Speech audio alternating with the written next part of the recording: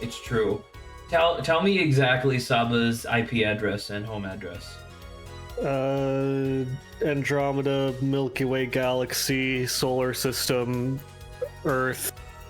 Why'd you start by listing two separate galaxies? That's what you think. That's not how that works. This guy doesn't even know about the spatial galaxy fold. What? Anyway, hello everybody, welcome back to Apollo Justice. It is just Adrian and myself today, so it'll be a good time. And I don't know, I guess the plan... I would recommend, or I would request, I guess, having the walkthrough up just for...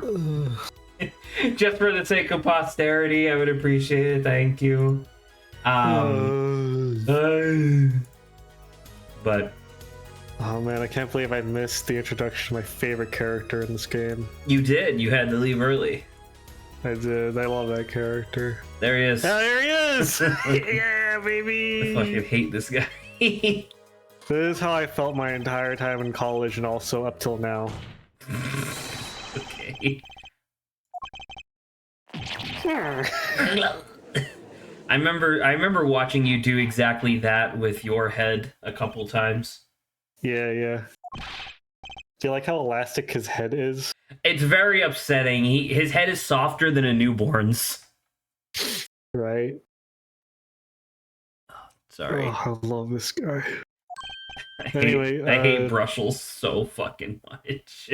I don't even understand. Like, is his gimmick supposed to be toothbrush? Because his hair kind of looks like a toothbrush, and then he obviously has one in his lapel, and then he has and then like obviously his teeth are like minty fresh all the time. Is that his whole thing? Is that he's toothbrush themed? Yeah, his name is Brushel. I get that, but like, why? I guess isn't he a reporter? Why is the reporter? Like, it's so weird. Listen, everyone knows that to create a perfect character, you synthesize two themes, and this guy is reporter and teeth. Perfect. That's true. You take two separate dartboards, is what happens, and then you just throw two darts, and then that's Everyone the character. knows you can. If you synthesize any two different themes, you make a perfect character. Can you give me another two themes that synergize perfectly with each other? Yeah, sure. Randomthinggenerator.com and just run it twice. Plumber and red. Okay, I mean, yes, those are two separate things. That is true. Just like hedgehog and blue. Hedgehog and speed. Oh, what the hell? Well, you can't just have narcotics. I'll give you another one. Egg and man. Oh! You're right. How about attorneys and aces? Bring it Like back. the cards or the sexuality? The cards. Was that just Phoenix twice? Yes, see? Perfect. There you go. Very good. Very well done. One of the demos that I did during the Next Fest last week, who knows, maybe we'll end up playing it on stream, actually. It was called... Possible. It was called Of the Devil, and it pretty much, like, to a T, is just Death Note Ace Attorney, where the idea is that your character is a defense attorney, or, well, yeah, a defense lawyer, not necessarily, because you're almost never in court, but you're a defense lawyer, but you're also a serial killer by night. So like your character will commit the crime that the person you're defending is accused of, but yet they won't tell you what the crime is. It's very like anti-Columbo in that way, I guess. Weird. Yeah, it was very, very good though. I played the demo was called Chapter 0. I want to say it was like 3 hours long, and I binged that all in one sitting, which is kind of rare for me nowadays, especially with demos. We know that Zach hates long form content. It's true. Well, listen. When I'm doing stuff like that, I'm typically doing something else simultaneously. You know. We all know that Zach is iPad baby brain and has an attention span of 4 seconds. Unlike me, where I famously love sitting down and doing one thing for a very long time. Very accurate, very true. Oh, Susie. How are you doing, Adrian? How was your week?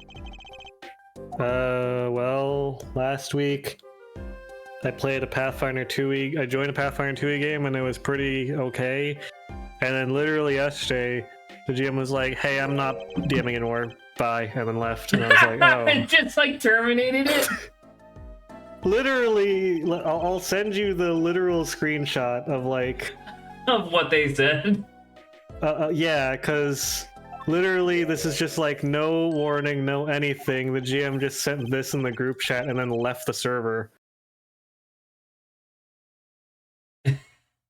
Hey y'all, so sorry for this, but it's become super obvious to me that I don't actually have time or energy to be DMing right now, so I'm gonna have to bow out. Y'all are great, and I'm sorry I have to leave. Was this like in did you guys make your own like server for this? Or yeah, this was on a Discord server that was made for the campaign. I mean, all right. Was it based on like a pre-built module, I guess? No. It was a homebrew thing from what I could tell. So was it homebrewed by the DM? I would hope so. That was my assumption. Correct, and I feel like that's a fair assumption, but what you're telling me is that this person homebrewed their own campaign, and then within one session was like, I can't do this. Yeah.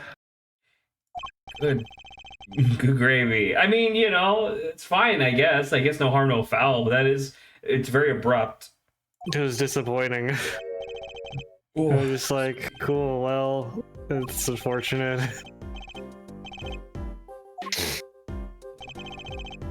But yeah, besides that, oh yeah, Dungeon Mesh got renewed for a second season. I did see that. I sent you the tweet for that, yeah. I can't read Japanese, Zach! It literally has the Dungeon Mesh characters with a big number 2 on it. What if they're making a sequel? How am I supposed to know? Like a sequel to the manga with the same characters? Because Ryokukui would definitely do that. Ryokukui is definitely the type to fold to money making.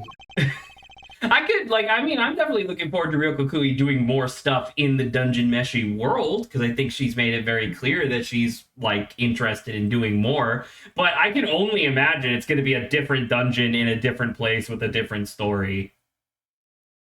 Anyway, I think that okay. Oh god, I hate this animation of him fucking scrubbing his. What the fuck? You know like his microfiber toothbrush? Well, he scrubs his tongue and then he scrubs his glasses. Yeah, and? That's disgusting. Well, you don't like saliva glasses? Oh, very much not.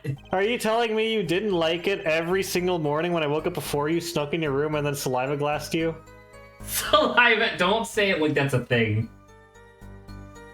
I thought it was doing you a covert, sneaky favor.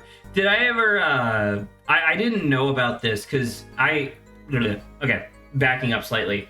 Way back in the day when Telltale did their Wolf Among Us game, which was good. It was a very good game. Among Us.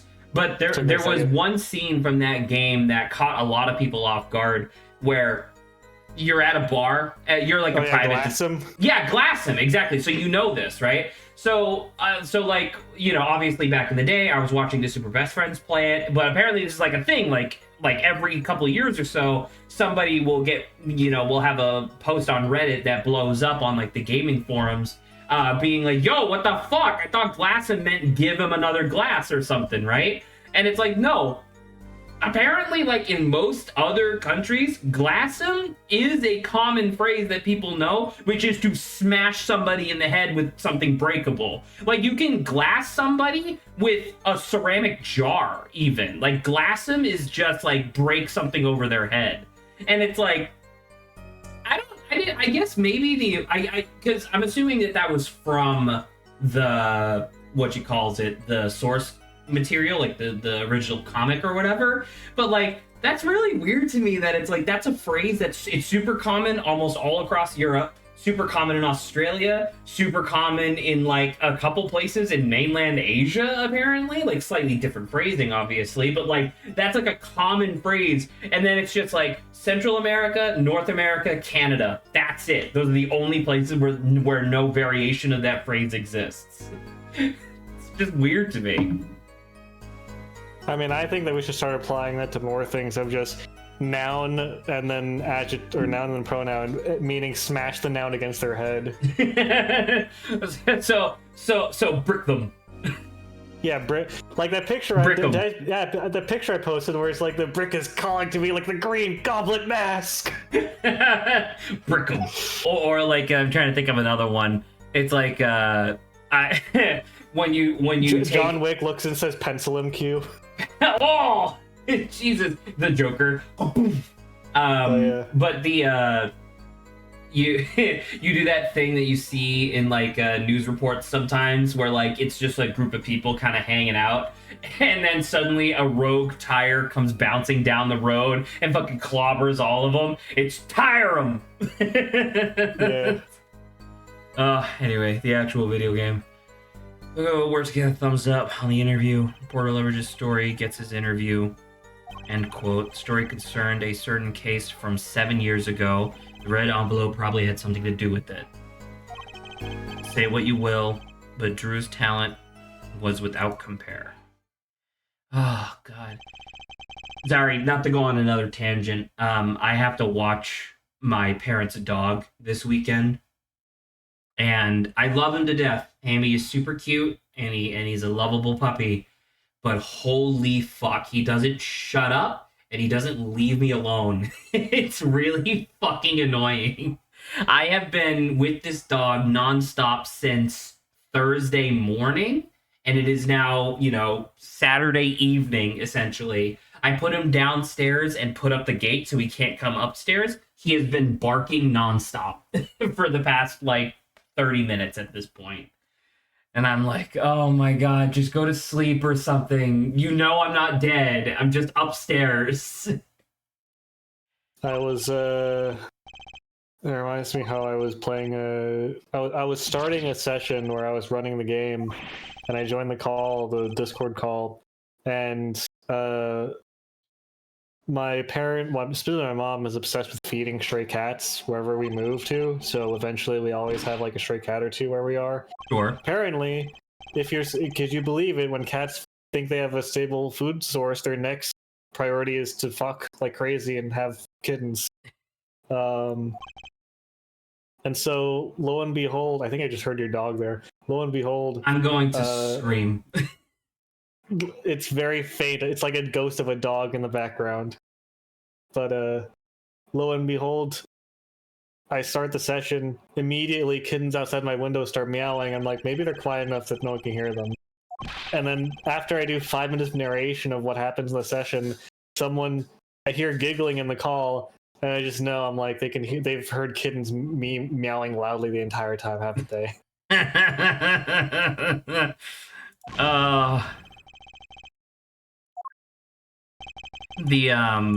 The voice chat software that we use at work is called WebEx. It's owned by Cisco, which is why it's not available to regular people.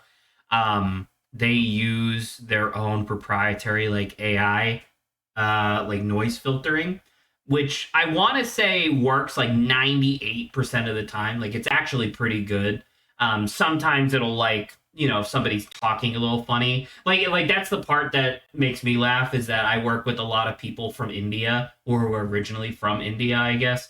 And so sometimes their accent gets a little thick, and the AI will just think that they're mumbling, so it cuts it out.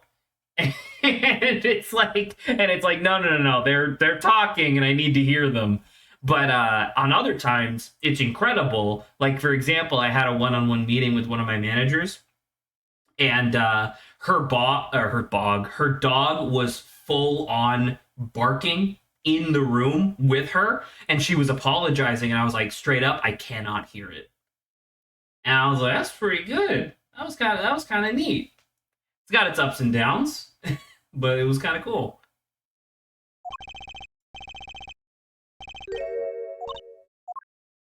Scusi. What do you think of Guybrush's characterization? A, I hate him visually, and B, I hate his personality as well. Because he's like a piece of shit as a person too. Okay, but how do you feel about the fact that all that 5 o'clock shadow means that he has to shave intensely or grow a massive beard? That is true. That is true. With his fucking. Could you imagine this guy with a brush beard? just like a big straight beard that looks like a toothbrush. Like a Chia Pet beard. Or like a beard that looks like a toothbrush where you push down on it way too hard, so it's like super frayed and gross. Oh yeah. Oh man, I had a. What's the term for like Oh, hang on. There's basically like a big brush that you're supposed to use for like. I don't think it's a loofah, is it? No, it's not a loofah. For cleaning yourself.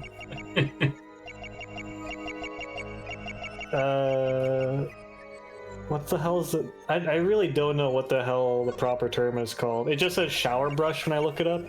Oh yeah, I had a big shower brush. I'll say loofah's like roughly what you're thinking of, I think. Kind of, but it's attached to a stick. And it's double-sided of like a paddle-shaped thing. Yeah, that's also a loofah. Yeah. I used to have a hand loofah and then I would call it a back loofah. Okay. Well, in any case, the one that I had was a brush, as in it had actual like hairs rather than being like a loofah, a sponge type thing. Mm-hmm. Kind of like an actual hairbrush, except bigger. But because I primarily use the rough side of it to exfoliate my dead lizard skin, it created eventually the exact phenomenon you're describing, where it got all frayed and like tangled and gross. Except that just made the texture even coarser, which made it perfect for my causes. Where I guess that's fair. Dead skin off my body. I guess that's fair. It was like one step above being as rough as a pumice stone. Pumice stone. That's fair. I remember thinking of like eczema and stuff like that. There's a Reddit called Med Dizzy, I think it is. I think you're supposed to pronounce it Me Dizzy, but it's also like Med Izzy because it's all like medical, like hyper disgusting medical stuff. And it was it's mostly stuff where like somebody slices their foot open and now they're taking a video of the inside or something like that. It's stuff that never really makes it to the front page. But I remember like a long time ago, this would have been back when I was still in California, there was a video that made it to like, I want to say like page 3 of r/all, where it was like this person who had such a huge like caked on thing of dead skin that they were just taking like a straight razor and slicing it off. And it was like they were essentially like thinly slicing bread and hair. And I was like, I can't believe that it takes on that hard, I guess. Foul. Yeah. Like I don't know, maybe it's just because I'm a greasy motherfucker, but you would think that like, I don't know, like your body would just kind of like and just like let it all go at one point. Like why don't you shed like a lizard, I guess? I mean, I kind of do sometimes when my eczema gets in certain phases. I don't know about that person. All right. I get dry, flaky skin that genuinely kind of peels off like a lizard shed a little bit. So remind me again. So clearly, since the Millennium Bracelet is glowing, that means I have to perceive something here. I can't just choose to skip that because this is an Ace Attorney game. But when I'm perceiving something, it's to perceive a lie, right? Yeah. Like he said. So one of these 5 statements has an untruth, and I have to perceive that. Okay. So what on here makes a statement? I guess this. Try. No comment because I have the walkthrough opened. I mean, that is fair. What do you think his tell is gonna be, Zach? I don't know, something with his fucking teeth. One of them wiggles and falls loose. Every single time we replayed, one of his other teeth fall out until he's just like got gummed up. No teeth. Oh man, what did you think of that trend that went around of people editing anime characters to only have one tooth? I do not know what you're talking about. I don't know You if I didn't want to see know. that? No. There was this trend of editing anime and cartoon characters when they were like smiling or like baring their teeth or snarling, whatever, so that they only had one tooth, like Patrick Star, to make them less intimidating. Can you give me 1 minute? I'm gonna go throw the dog through a window. Okay.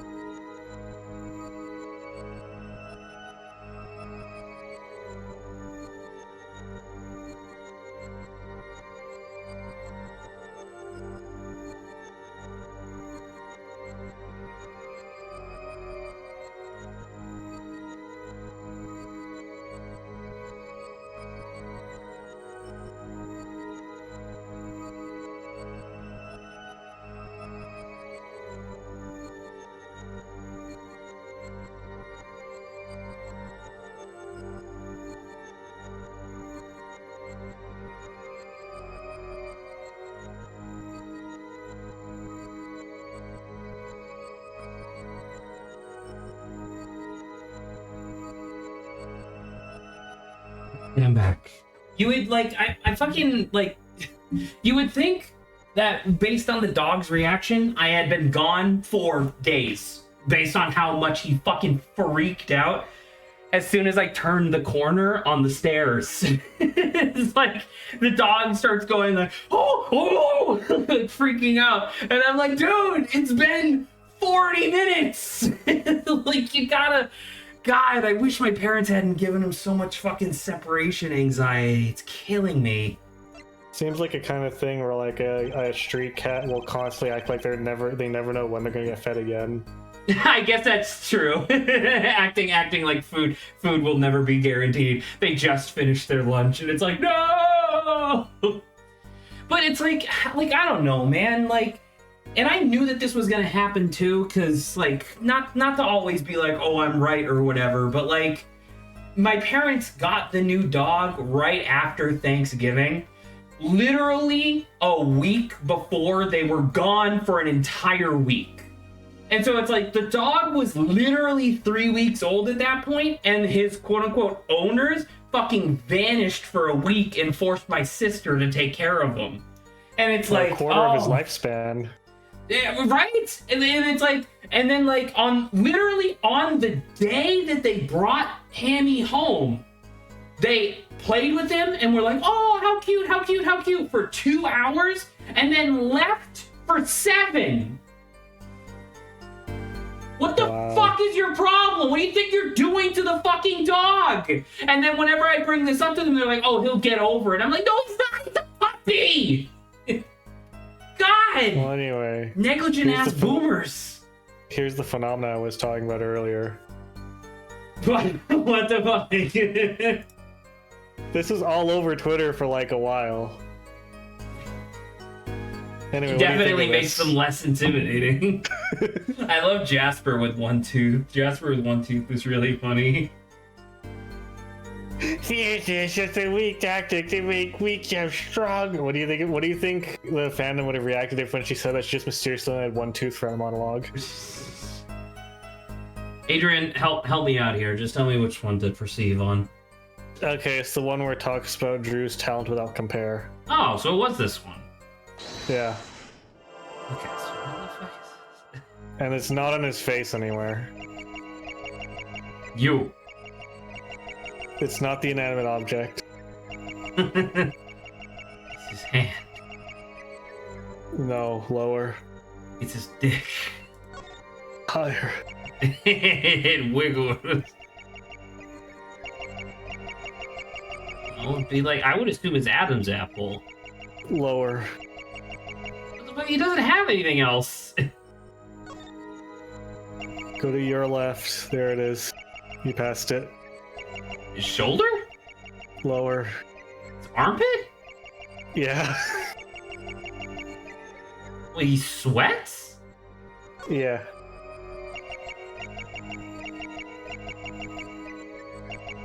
Oh my fucking god. That is vile. Yeah, well, you don't like this guy? This character's great, Zach. God, I fucking hate this guy. You don't like how they devoted $4 billion to animate the grossest face you've ever seen, and his tail is in his armpit? And his tail is his sweaty fucking armpit.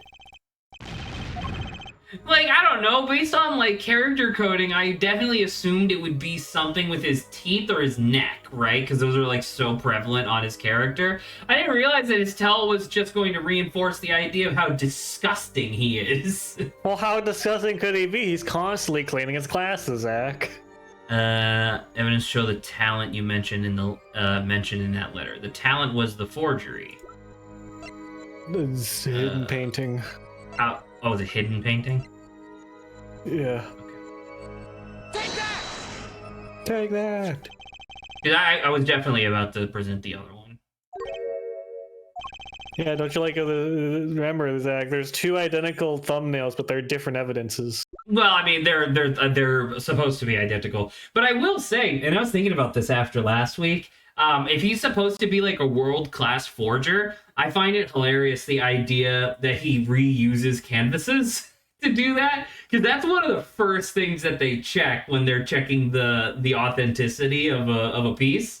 Is this of period correct material, yada yada. And so I love the idea of him just going to like Michael's, getting a canvas, and then just like, yeah, I'll just use this, whatever.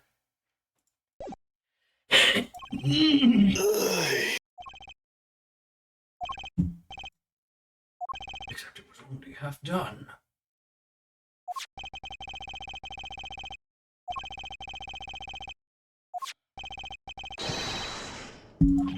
The business of making frogs.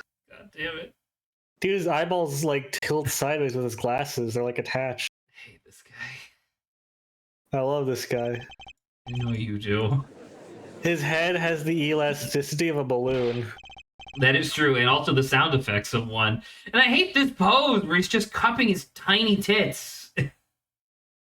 He's throwing gang signs. I guess that's true. Fucking Brushel is definitely a member of Blood. Yeah, this guy, look, he's got the red tie and everything. Holy shit. The judges, too, by that logic.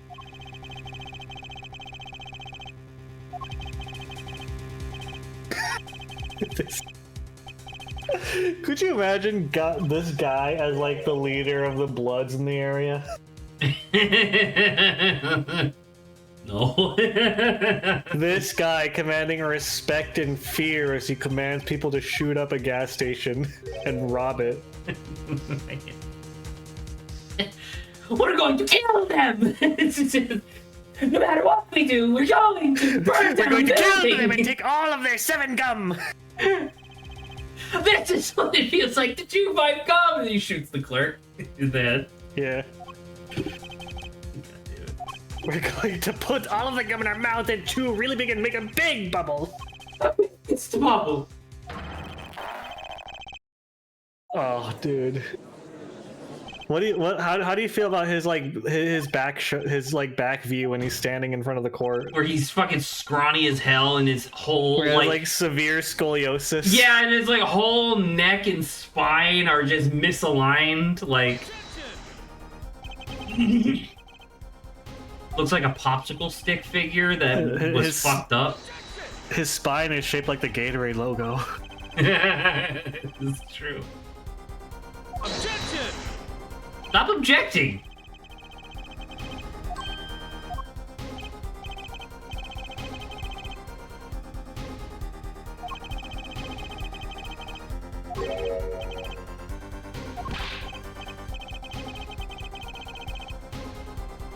The only poison is my pen when I'm writing reviews.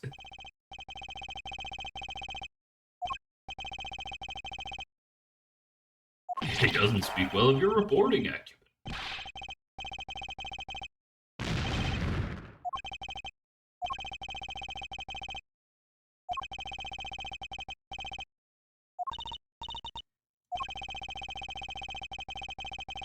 Are you shitting Alright. me?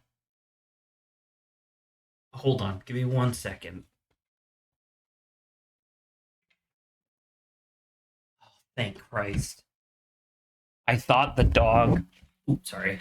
I thought the dog finally realized that he could just jump over the gate at the bottom of the stairs. In which case, I would have nothing protecting me from him.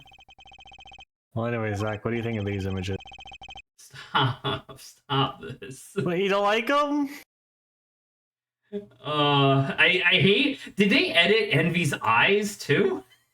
I don't think so. I would have to see what the original looked like. Well, anyway, how scary do you think Envy looks there? I think Envy looks wildly intimidating. So intimidating.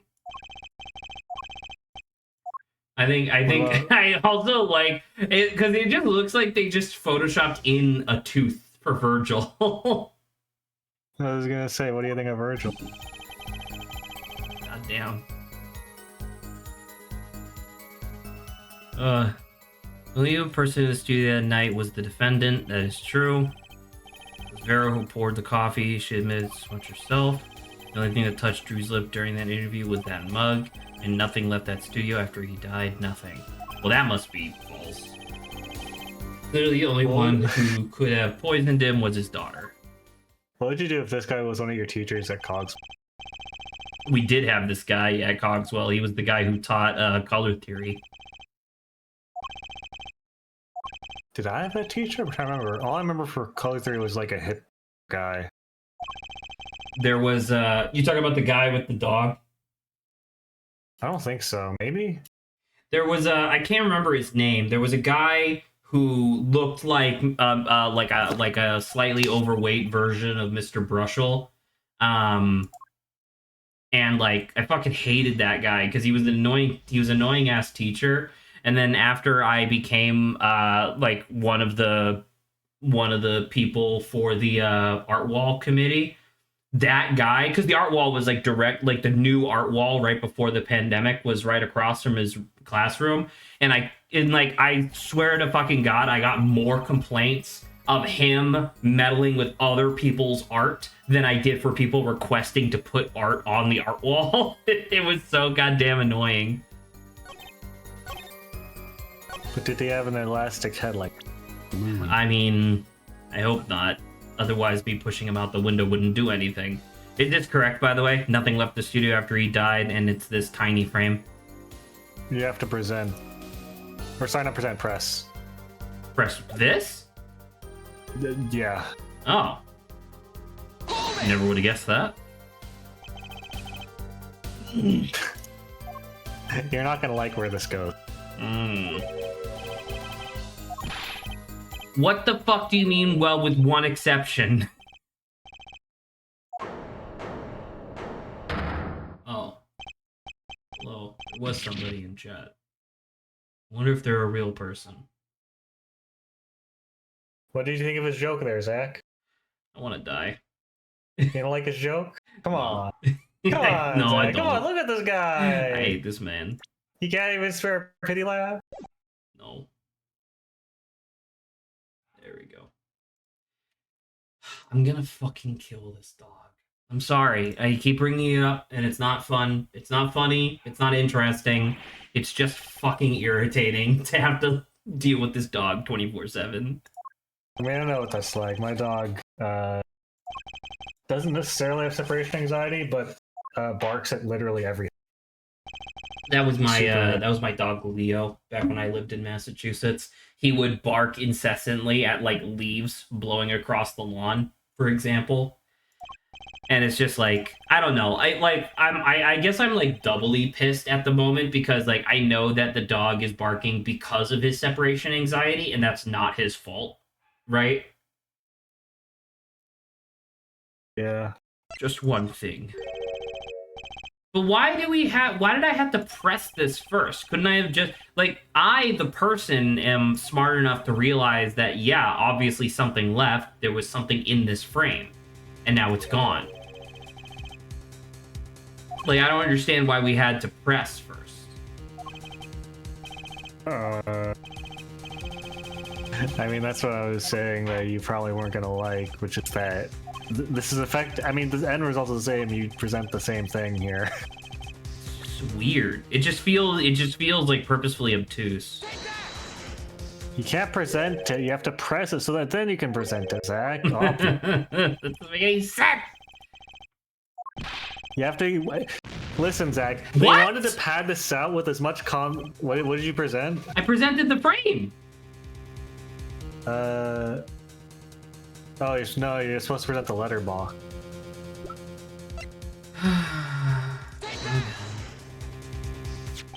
Sorry, video game. I apologize for being like 6 steps ahead of where the case is, so that's my bad. Video game. Angry.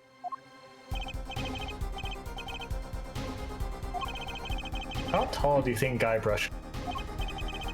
7'2". I was gonna say, he feels like he's like at least 6 foot, probably more.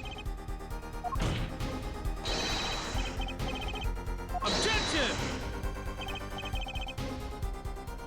I feel like you could rest like a cube on top of Guybrush's hair and it would sit perfectly level. Just take like a carpenter's level, like hey, stand straight up. You just put it on top, and it's the bubble. The bubble's perfect. Exactly. Yeah, exactly. I think that's how his barber does his hair. He takes a level and has to like shave it perfectly across. He has a specially crafted one where he just taped like a straight razor to the bottom, so he levels it, and then he just goes just back and forth. Instead of a bowl cut, he's got a cube cut. There you go. Or I guess a cylinder cut. I don't know, because like from the back, it also looks the same. So I mean, it could be square or cylindrical. We'd have to see him from the side. I mean, we're gonna get plenty of that depending on which sprites we get to see again. Also, I was saying earlier, Zach, are you telling me you don't want this case to pad as much Guybrushel time as possible? No.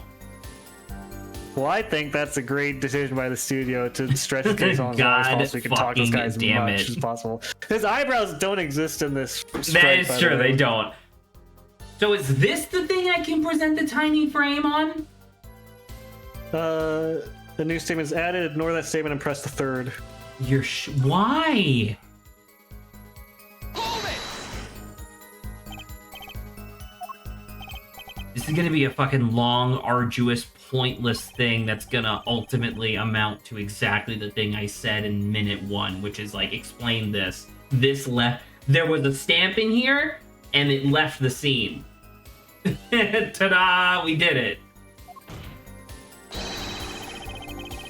Objection!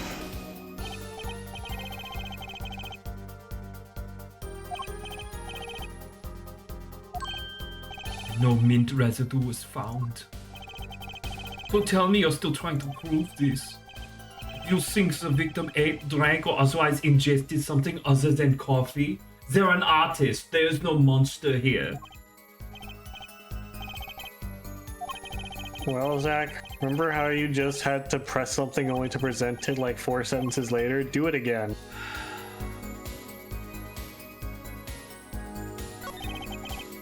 Great. Hell yeah.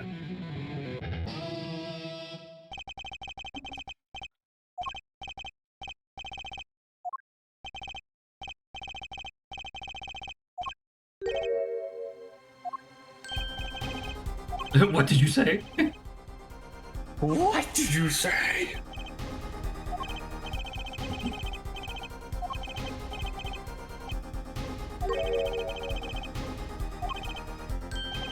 I'm guessing you haven't watched Oni Plays Kingdom Hearts 2? No. Okay. There's a really funny bit there that like is Objection! it just reminded me of. It's Objection! okay, minor spoilers for the beginning of Kingdom Hearts 2, right? There's a part where the main character occasionally time freezes around him and weird stuff happens.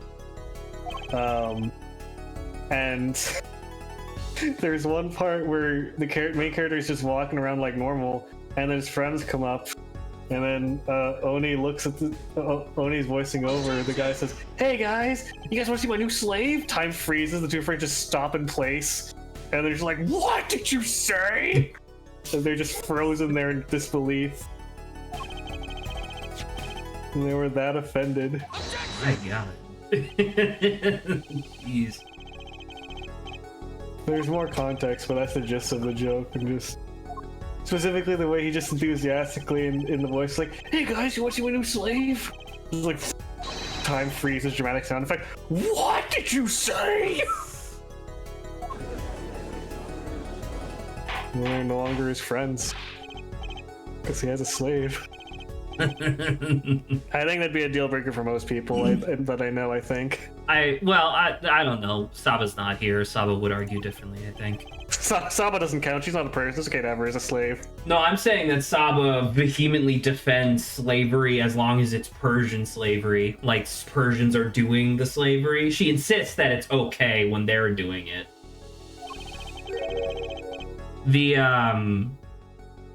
In kind of a, I don't even know, like, I don't know. I'm not on TikTok, thank Christ. But I do end up getting a lot of TikTok trends secondhand through like Twitter and Reddit and stuff. And there was a trend that started with, I don't know, maybe you've seen this, maybe you didn't.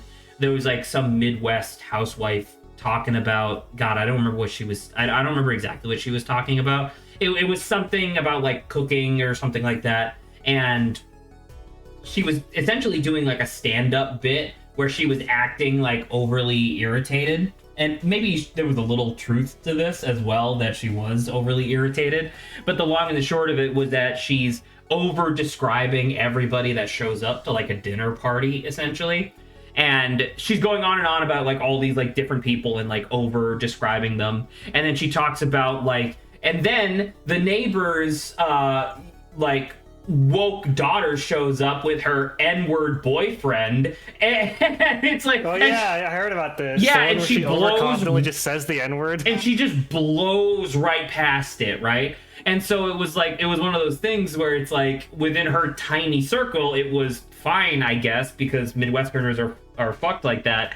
But then like it started picking up traction because it's TikTok, and so people started duetting, where it's like, because genuinely, she was pretty funny for like a lot of it, for a bit. Like it was a lot of like scalding commentary on both sides of the aisle, not just liberals, but like conservatives as well. And then she just fucking hard R. Well, no, I think it was soft. I think it was a soft A just because of how she was talking. But like soft A into just keep going, and there's another like 30 seconds to like her little skit or whatever. And every single duet was like, what the fuck? You know what I mean? I don't know, like your description of you guys mean my slave, and then like time stops just reminded me of that. I'm making you a GIF, Zach. I hope you. I don't know if I want this GIF. I hope you'll appreciate this present. The GIF of the moment. I'm assuming. Oh, it is still. By the way, his hair is cylindrical. He leaned down. Yeah, there you go. There you go. Here you go. It's a new Obo token S. Why is he drooling slightly? I feel like it matches. God damn it. Well, I'm not gonna voluntarily make that a thing. Why not? It's perfect. It matches. I don't know why you are so against this. I just don't understand the fucking drool, man. Are you telling me that you've never seen a person with one tooth drool? I can't say that necessarily. Larry.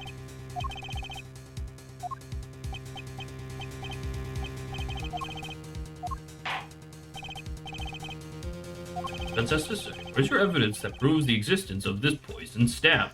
Is it my tiny frame, Adrian? Hang on. Let me double check. So proof the stamp did exist. Yes, prevents tiny. Oh, I'm gonna lose another HP. Well, that is a cute little frame. Minus 1 HP. Oh!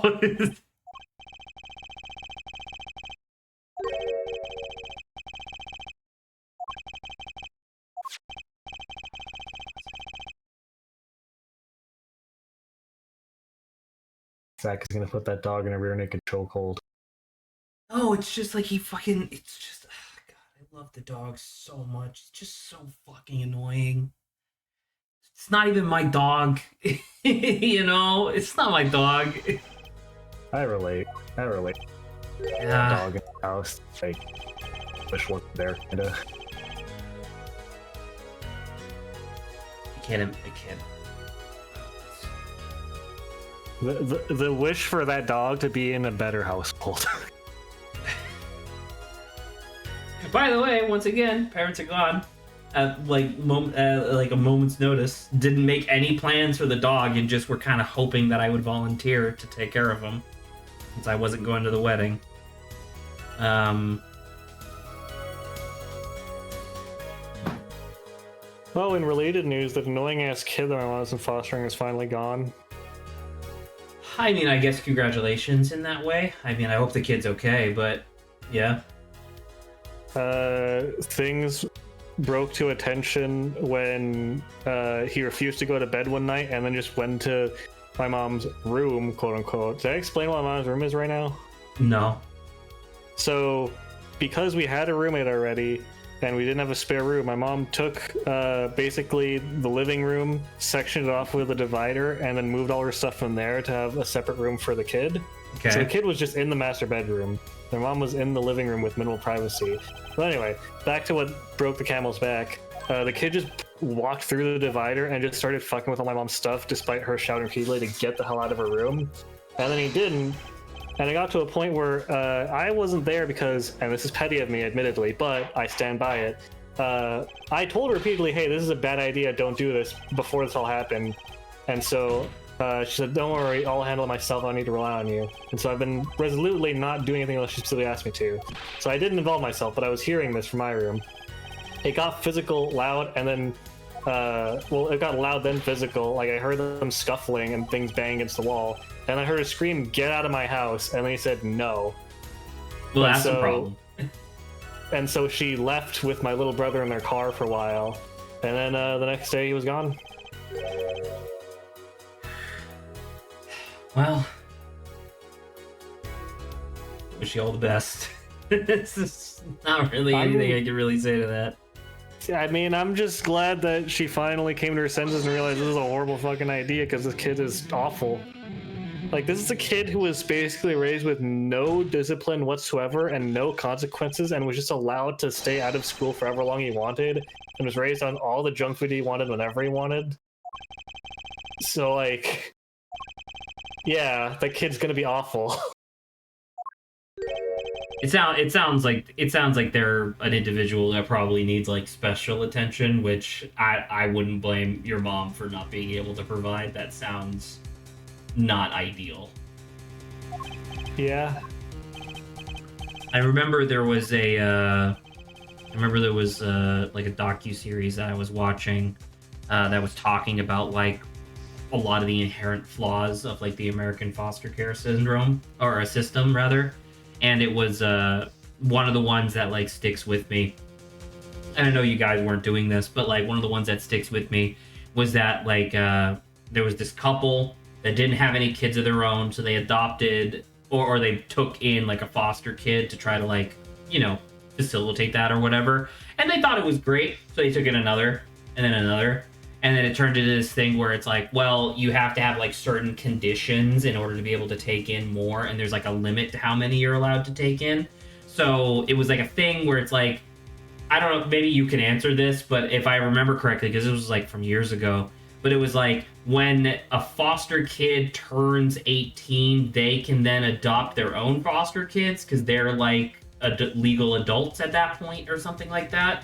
The long and the short of it, through loophole or not, they ended up having like at least a dozen foster kids all living under the same roof, and they were all crammed into like 2 bedrooms where it was like 3 of them would sleep on the floor, and then there was like bunk beds on either side, and it was just like And it was just one of those things where it's like, I know you're doing this for the money because I know you get like a stipend or whatever, but at the same time, like, come on, you know, like some of these kids were like 2 years old. I mean, I don't know when or where that was, but it definitely, the process, at least here in California where I live, is definitely a lot stricter and slower than that. A social worker has to come and then talk to you and then goes away and talks to another social worker for 6 months. And then that social worker might show up unannounced one day, and if they don't, you have to wait another 4 months. And the times are exaggerated, but basically month-long periods of just getting thrown around like a baseball between two adoptive parents, I guess, playing catch, theoretically. I mean, that's what the process is more like now, just bureaucratic nonsense of being thrown around and having to wait for stuff. I mean, I'm not going to because I don't actually care that much, but it must have been on Netflix because, like, back when I was, like, this was back before the pandemic when everybody and their grandma had their own streaming service. So it must have been a docuseries on Netflix. And I don't know. I would have to go back and see, like, what state they were adopting in. Sorry. Can they house someone with an intent to kill, send mission, stamp of death?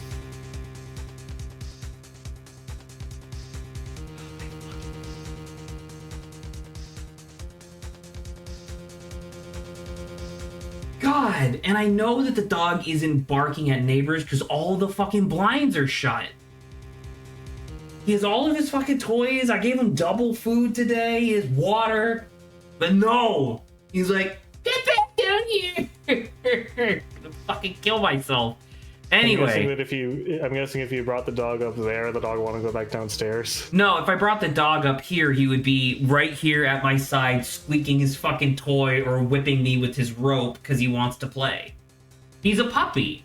And once again, like, I'm upset because it's like, it's not the dog's fault. Like, the dog literally just needs to take a nap for 3 hours. And he does that during, like, the day all the time. And so it's like, okay, cool. Do it now and you'll be totally fine. A regular dog would be able... Well, a regular dog would be able to do this very easily. But it's the fact that I am not directly in his line of sight that fucks with him. You know what I mean? How big is this puppy? Like, is it a mastiff or like a shih tzu? No, very, very, very small. Well, very small to me. He's not like a teacup puppy. He's like, I don't know. He fits like kind of comfortably in your lap, I guess. Like a dachshund? Oh, maybe a little bit smaller than a dachshund because dachshunds are kind of long, but yeah, around that size. Okay.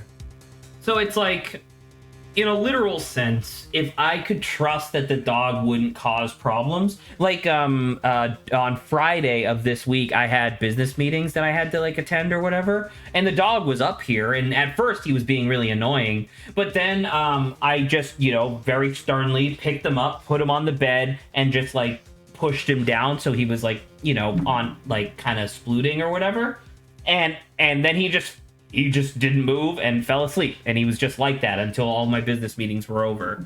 But I can't trust him to do that right now. So that's why he's downstairs annoying the shit out of me. Well, anyway. Here's I can show you how someone with the intent to kill sent Mr. Mission the stamp of death. How they sent it to him. By the way, here's Olo Token fan mail. This is what it looks like when we get our first fan mail. Fuck you! Where the fuck did you get this? It's an axe soaring through a window. Oh my god! It fucking obliterated the person's laptop. I don't know what this is from. I just saw it and I think it's funny. That's crazy. How they sent him the stamp of death. Because like, what's the problem here? Because like, wouldn't like how they sent him the stamp of death? Would it not just be the mail? He doesn't leave his fucking studio, right? No, it's not the mailbox. How they sent him the stamp of death, right?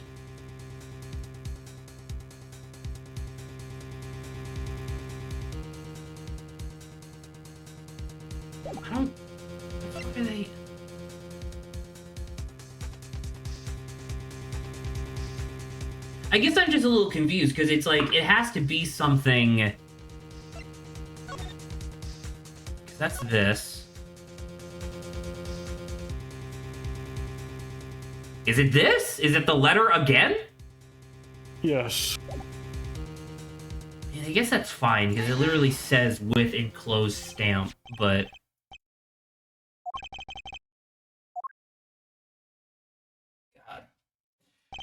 God.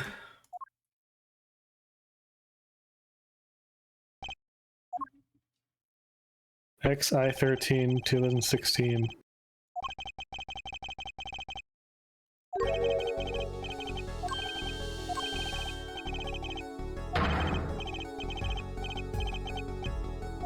So you're telling me that there was a stamp that he just kept in a little frame for 7 years and the poison lasted that long without degrading? Who could say? Because poison does do that. Like depending on what the poison is, like if you're keeping it in like a sealed container, that has a shelf life. But then like just leaving it on a stamp just in a frame, I don't know how long that's gonna last, man. Well, little did you know that there's a special fantasy poison expires even faster. The opposite. It expires so fast it goes bad and becomes poison from being bad rather than the original ingredients. It's like that one post I saw where it's like, if rat poison expires, is it still poisonous? Does it just turn into water? Like what happens?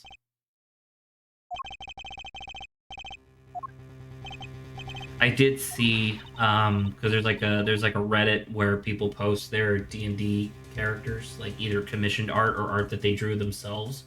Well, not specifically D&D, but just like, you know, TTRPG characters.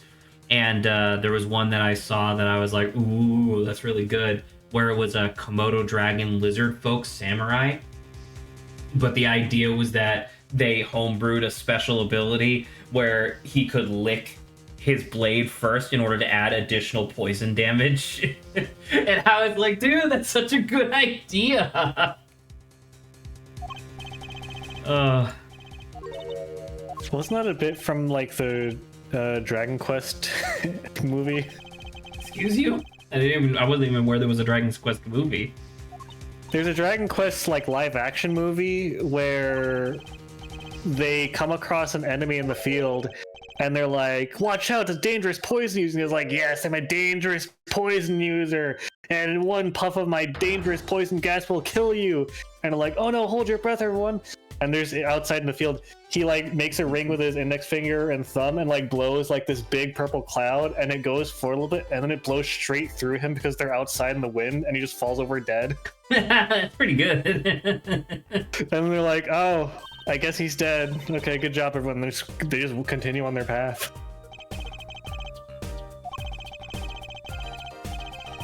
Dude, what the fuck was that? Am I insane? I mean, it was obviously recorded, so I can always just go back to it. But like, they did very clearly show his brother's sprite for a second, right? Like, I'm not insane. I wasn't looking. I was trying to find the clip of the guy dying from his own poison.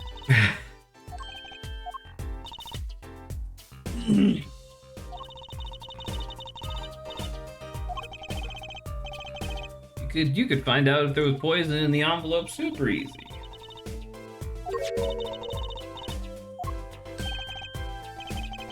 That's right.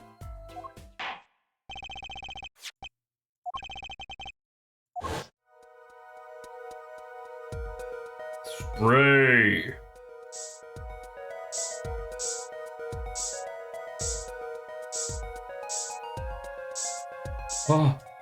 Oh. The stamp!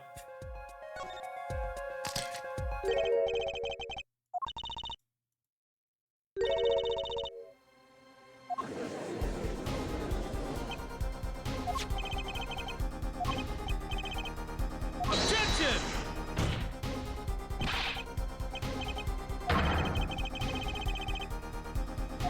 Why didn't this murder take place 7 years ago? That's not my fucking job? you cannot possibly I swear to fucking god, if this game immediately dips into the realm of like, well, you have to prove why this didn't happen fucking 6 years before you were an attorney, that means that your defendant is still guilty and will be killed. I mean, you have to just imagine Sisyphus is happy, and also that Apollo just kind of wants to find out what happened. No, sure, but it's just like, because I don't know, I like that trope in Ace Attorney, right? The idea of like, we're done, but I still want to find out the truth, so we're gonna keep going, right? Like, I like that trope, but it's the stuff where it's like, it's where they insist on like, well, if the prosecution comes up with literally any question that the defense cannot answer, that means the defendant must be guilty, despite like enormous mountain of evidence to suggest otherwise, you know? By the way, I would like to point out, just kind of harkening back to that thing I was saying earlier, that game, which the demo that I finished of The Devil, they do exactly that. They have a thing where it's like at the end of each case, you get like a grade, and the grade is how close to a perfect argument did you make. And all you have to do is be more than 66% like thorough. Well, I guess you need to be at least 67, I guess, because the idea is you have to be more than double the incorrect side. More than 2/3. Yeah, more than 2/3. Thank you. Well, I guess 2/3. Whatever. You get what I'm saying. But it was just like, I don't know. Like, I was playing that and I was like, yes, thank you, Christ. Like, fucking goddamn it. The game was made by people who played Ace Attorney and were like you. There was one of the things that's great is when you're they have literally the same system where it's like you're doing a cross-examination, but it's not like they're making a statement. It's that they're not making a series of statements. The person is making a singular statement and they explain their logic, right? They connect dot to dot to dot to dot. And the way that it works is that you have a bunch of evidence in your hand, because it's very poker themed. Which is how I know that it's inspired by Ace Attorney directly, right?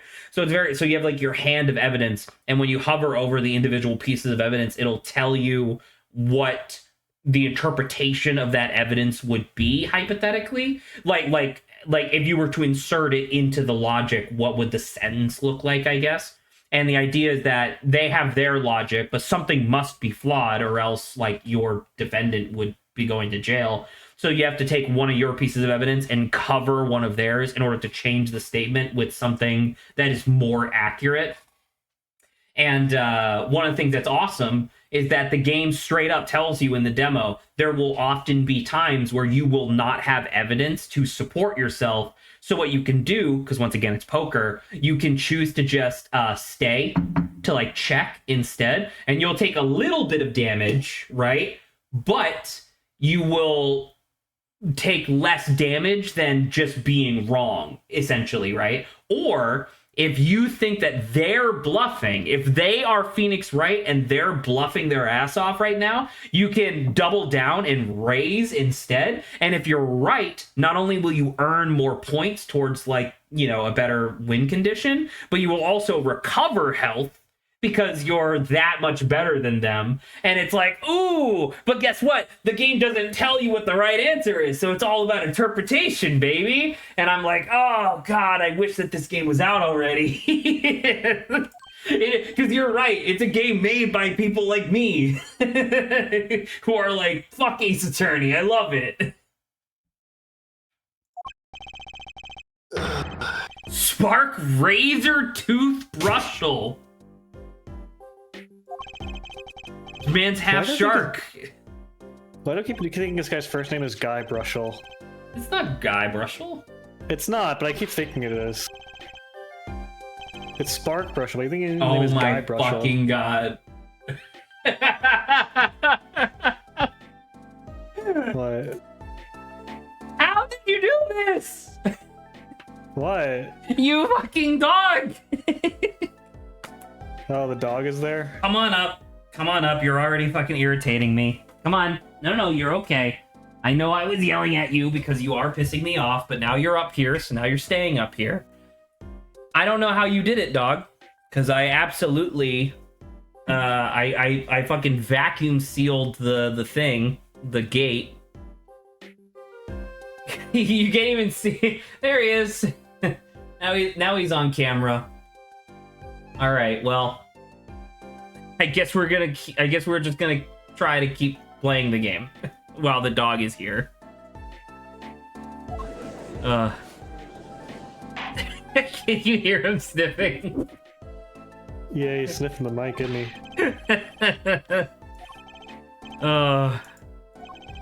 I mean, I have to honor the dog at this point, right? What is this? Overwhelming loaf. Excuse you, it's underwhelming loaf. Oh, I thought it was overwhelming. Sorry. My No, it's dad is such a underwhelming. dungeon meshy head now, it's epic. He sent me a picture of the bread he made and said, I call it Steve's underwhelming loaf, and then followed up by sending me this. It's really good. Are you, You know stop that the- licking my you- armrest. You know that the crumb on that thing is dense as hell. There's no air in that bread. No, absolutely not. That thing could be used as a lethal weapon. Stop fucking licking everything! I say to Adrian. You don't like when I give you a tongue glasses? No, it's not tongue glassing. Don't lick the desk! God, He's- so fucking Listen, annoying. he's gotta get his saliva all over everything, Zach. That's how he knows it's his. But it's just so annoying. And it's like, so Hammy licks everything all the time, all like forever, right? And it was one of those things where it's like we even looked into it, because dogs often will just lick random surfaces when they're dehydrated, right? So it's like, oh, is he not getting enough water or something, right? And it's like, no, he's totally fine. Well, okay, it might be a gastric issue. Is he having like, whatever? And it's like, no, he's totally fine. It turns out that what we think it is that he just likes flavors, which is fair. I get it. You're eating dog food every day, and it makes sense that you would want to taste something different. Much to my chagrin, one of his favorite flavors is Zach grease. the shit that gets on my forehead and my arms all day because I'm sweaty and gross. Well, at the end of the day, he'll just like walk up to me while I'm like, on YouTube, just like watching something, and then he'll just be like, blah, blah, blah, blah, blah, just like licking my shirt for like an hour. And I can't make him stop. Wow. This is you and your dog.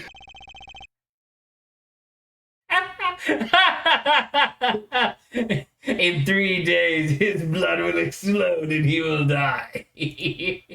Oh, God. In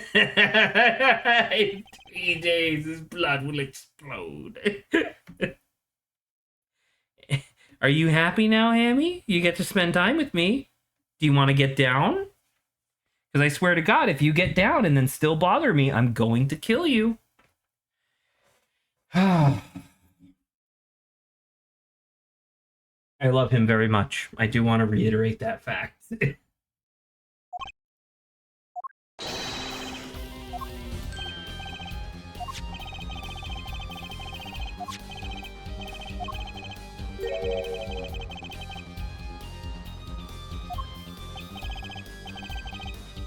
Yo, just realized this person who messaged earlier must be a bot. And I think that the thing, because like the message says best viewers on and then star star star, right? And so I was like, that's weird. They must have like cussed or something, right? No, I think what it was that they linked something in chat, and Twitch automatically detected that it was a link where I said I don't want links in chat, and it censored it rather than just deleting the message. See. Oh my God. He thinks his bed's a toy, by the way. Just in case you're curious. The dog will rip his bed out of his crate and just whip his head back and forth.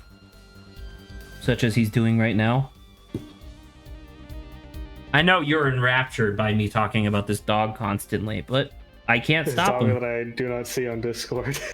I can't do anything about it. What do you like? You know? Do you want me like I can take a picture?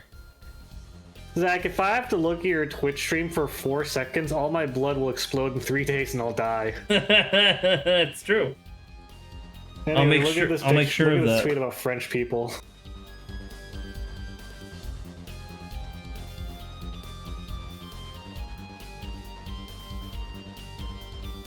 Oh, it looks like my dog Buster at my dad's house.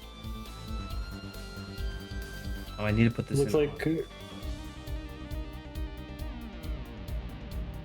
Anyway, one time I asked a French guy at a music festival in Paris for hit of his joint, and he said, "No, I am selfish." I am selfish. Because I jokingly say, now you have to buy me a beer after giving a cig to a German. And he went, they are not equivalent in price. Ah, Germans, known for being so frugal. Oi! What the fuck? Stop chewing on shit. God fucking damn it. Maybe we should just make this a dog stream. I don't want to make it a dog stream. That's why I fucking had him downstairs. Because I want to fucking play Ace Attorney. I want to have a little bit of time to myself. Asshole. Well, By the way, I don't know if anybody can see it on stream. Some of my collar on like, this is one of my 2 good Hawaiian shirts, right? This is the one with the Coca-Cola bottles on it. He fucking chewed up the collar of this, and now it's busted forever. But you're a puppy, so I can't blame you for that, you piece of shit. Anyway. Sorry. do you want to see a tweet that's funny but also incredibly depressing about the state of U.S. politics? Sure, why not?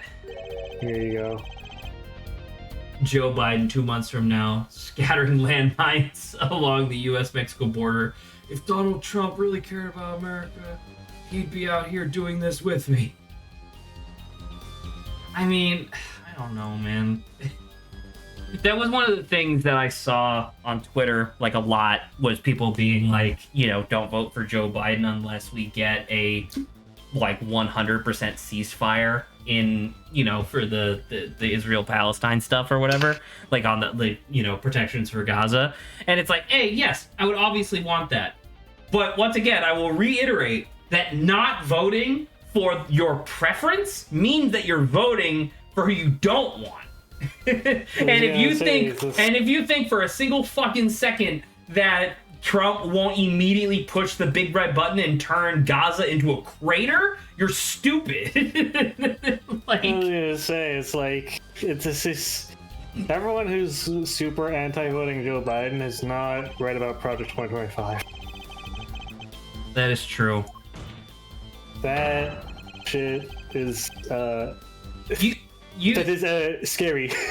Well, I don't know what you're talking about. Systematically turning America into a Christian theocracy where straight white males reign supreme. I can't possibly imagine how that's something bad. Say abolishing the Department of Education is a wild stance to take. That's because a lot of fuckhead conservatives are trying to be like, oh well, I want to homeschool my kid, but I'm not getting financially supported for doing so. So it's like they want to take away the Department of Education and then make a new thing that prioritizes like homeschooling instead, so that way all these kids don't learn the fucking woke whatever. And it's like, okay, so you're gonna, great, fantastic. I don't know. Say, it's such an idyllic imagination, and it's like, wow, you really, man. I feel like it takes, like, maybe it's subconscious, but to me, it seems like it would take effort to be that ignorant and like that. I don't know. It's incredible. It's incredible, and I have to say that it doesn't take effort to be that ignorant. It like all it requires is that you have to ratchet yourself into a position where your beliefs must be true, and anything that contradicts those beliefs must be fake news. right? Like it's not like it doesn't actually take effort to do it. It's just you just need to get yourself locked into that position, and then you just spiral out into nonsense, right? That's how you get like a Project 2025. That's crazy. It is crazy. I remember back because I was there when Project 2025 first was revealed to the public. I was one of the people being like, "Yo, do you fucking know about this?" So you were at the rally. Yes, I was definitely at the rally with Tiki Torch on in stage. hand. Well, so that was one of the things, and so like one thing led to another. I was talking with Saba about Project 2025, and one thing led to another, and it was talking, and like the subject came up of like, well, if the fucking race wars do start, like, you know, I can pretty easily hide like among the crowd, whereas I really don't want any of the people that I know or care about to get hurt. And Saba was like, "What do you mean? I'll be fine." And I'm like, "Saba, what the fuck are you talking? Your name is Saba." And she was like, and she was like, "I don't get what you mean, Zach." And I was like, "Okay, listen.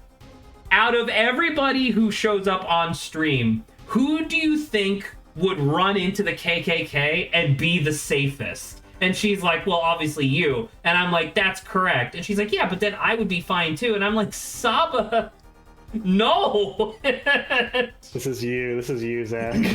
When the race war is happening, I gotta kill Tony Hawk. I appreciate the hesitation though. That's the thing. That's kind of what I'm saying is like, it like I'm fucking stuck in North Carolina. Do you know how many news stories get fed to me on a daily basis of some backward shit that North Carolina is doing? And it's so fucking irritating because it's like I'm surrounded by people who are either like vehement racists or don't give a shit. You know, it's like a land of backwards apathy, and I hate it, man. Like, I've mentioned this multiple times on stream. Did I tell you that I'm within a like 40-minute drive of a small town called N-Word Hang? This is the first time I'm hearing of it. Straight up, it was one of the first times we were driving around out here. I was looking at Google Maps being like, is there literally but fucking anything around where we live? Surprise, there isn't. And one of the things that I saw out of the corner of my eye, I was like, that I must have read that wrong. And it was Nigga Hang, and it was just the name of a town, like one word. And I was like, you're shitting me. That's incredible. That's insane. If you look on Google Maps, are there a bunch of people in white hoods waving with signs saying, "Wish you were here"? There is no doubt in my mind that an enormous proportion rather, of the people living like within the greater Charlotte area have secret hoods like in their closet.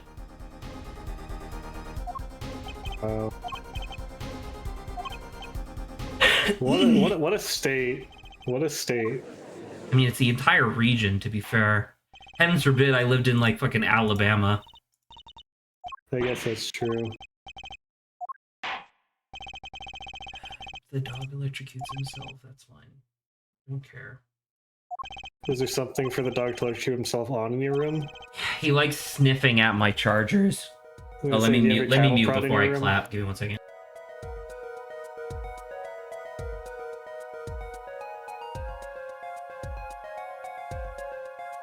Give me 1 second.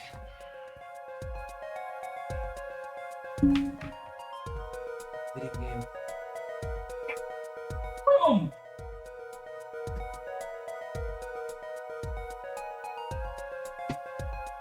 Fucking eating toilet paper like it's fruit by the foot. What's wrong with you? Don't wag your tail like you think it's funny.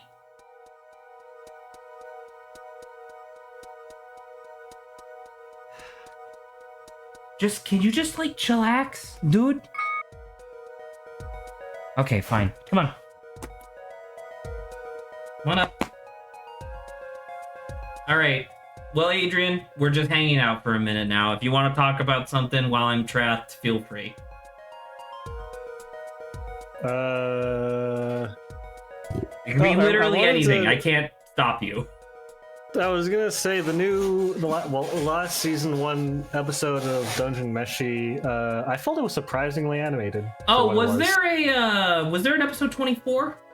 Yeah, there was. that's the last episode before because the last one, because I was on Netflix today, I saw that there was a new Ultraman movie. I did not see a new episode of Dungeon Meshi. I saw it last Thursday.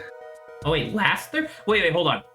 Did the season end with them still in their changeling forms? No. No. So it did. So it ended with them changed back. It ended with them. Change back was the first half, and the second half was them on the. Okay, so I did trolley. miss the second half then. So I do need to watch that after stream. Got it. Anyway, I just thought that the changeling episode was surprisingly animated, as in they put a lot of more effort than I thought they would. I mean, sure. Yeah, I believe that. They did one of those really dramatic painting shots of them lifting halfling Marcel into the air. It was wallpaper worthy. It was really intense. Oh, it was funny. That's great. Yeah. I guess there was a question that was asked on the subreddit that I do want to. By the way, people still. What's the name of Samurai guy? Toshiro. People still on the Reddit fucking hate Shiro. like vehemently. But yeah. The thing I was gonna ask was because I never really thought about it, I guess. Why does Senshi's personality change when he turns into an elf? Mostly just as a joke. That's what I said, right? It's mostly just a joke or whatever. Because people on the subreddit are like, well, it's weird because Ryoko Kui is usually really consistent when it comes to this sort of thing. So are you just saying that elves have more delicate personalities? My response to that is no, I think Ryoko Kui is just kind of making a joke on the idea that elves are more fragile than dwarves, right? I feel like that's a pretty safe assumption to make. Yeah. Did you just send me something? No, my Google just logged me out for no reason, and now it's telling me to set up a bunch of shit for. Hammy just fell asleep. Tammy in your lap? Yes. That's a problem. He's full head and crook of arm. Oh, now he's scratching. I'm surprised he hasn't done the thing where he just throws his head back and then just stays there. That's what he normally does. Anywho, sorry, did I interrupt you about anything in particular about episode 24? Not really. All right. Can you riddle me this, Batman? All 3 of the Kingdom Hearts re-release things are on Steam now, right? Yeah. Kingdom Hearts 3 is currently overwhelmingly positive. 2 is mostly 3 is overwhelmingly positive. 2 is whatever's in between, and then Kingdom Hearts 1, well 1.5, whatever it's called, is mostly positive. So I think it's overwhelmingly positive, and then mostly positive, which is a decline in reverse. That's surprising to me. My assumption, well, because the best seller is Kingdom Hearts 1 by far, which I feel makes sense. But I don't know. I guess I'm not familiar with the games, but clearly that also strikes you as a little odd. Oh, Kingdom Hearts 1 has 1 and... Oh, wow, that's really weird to me.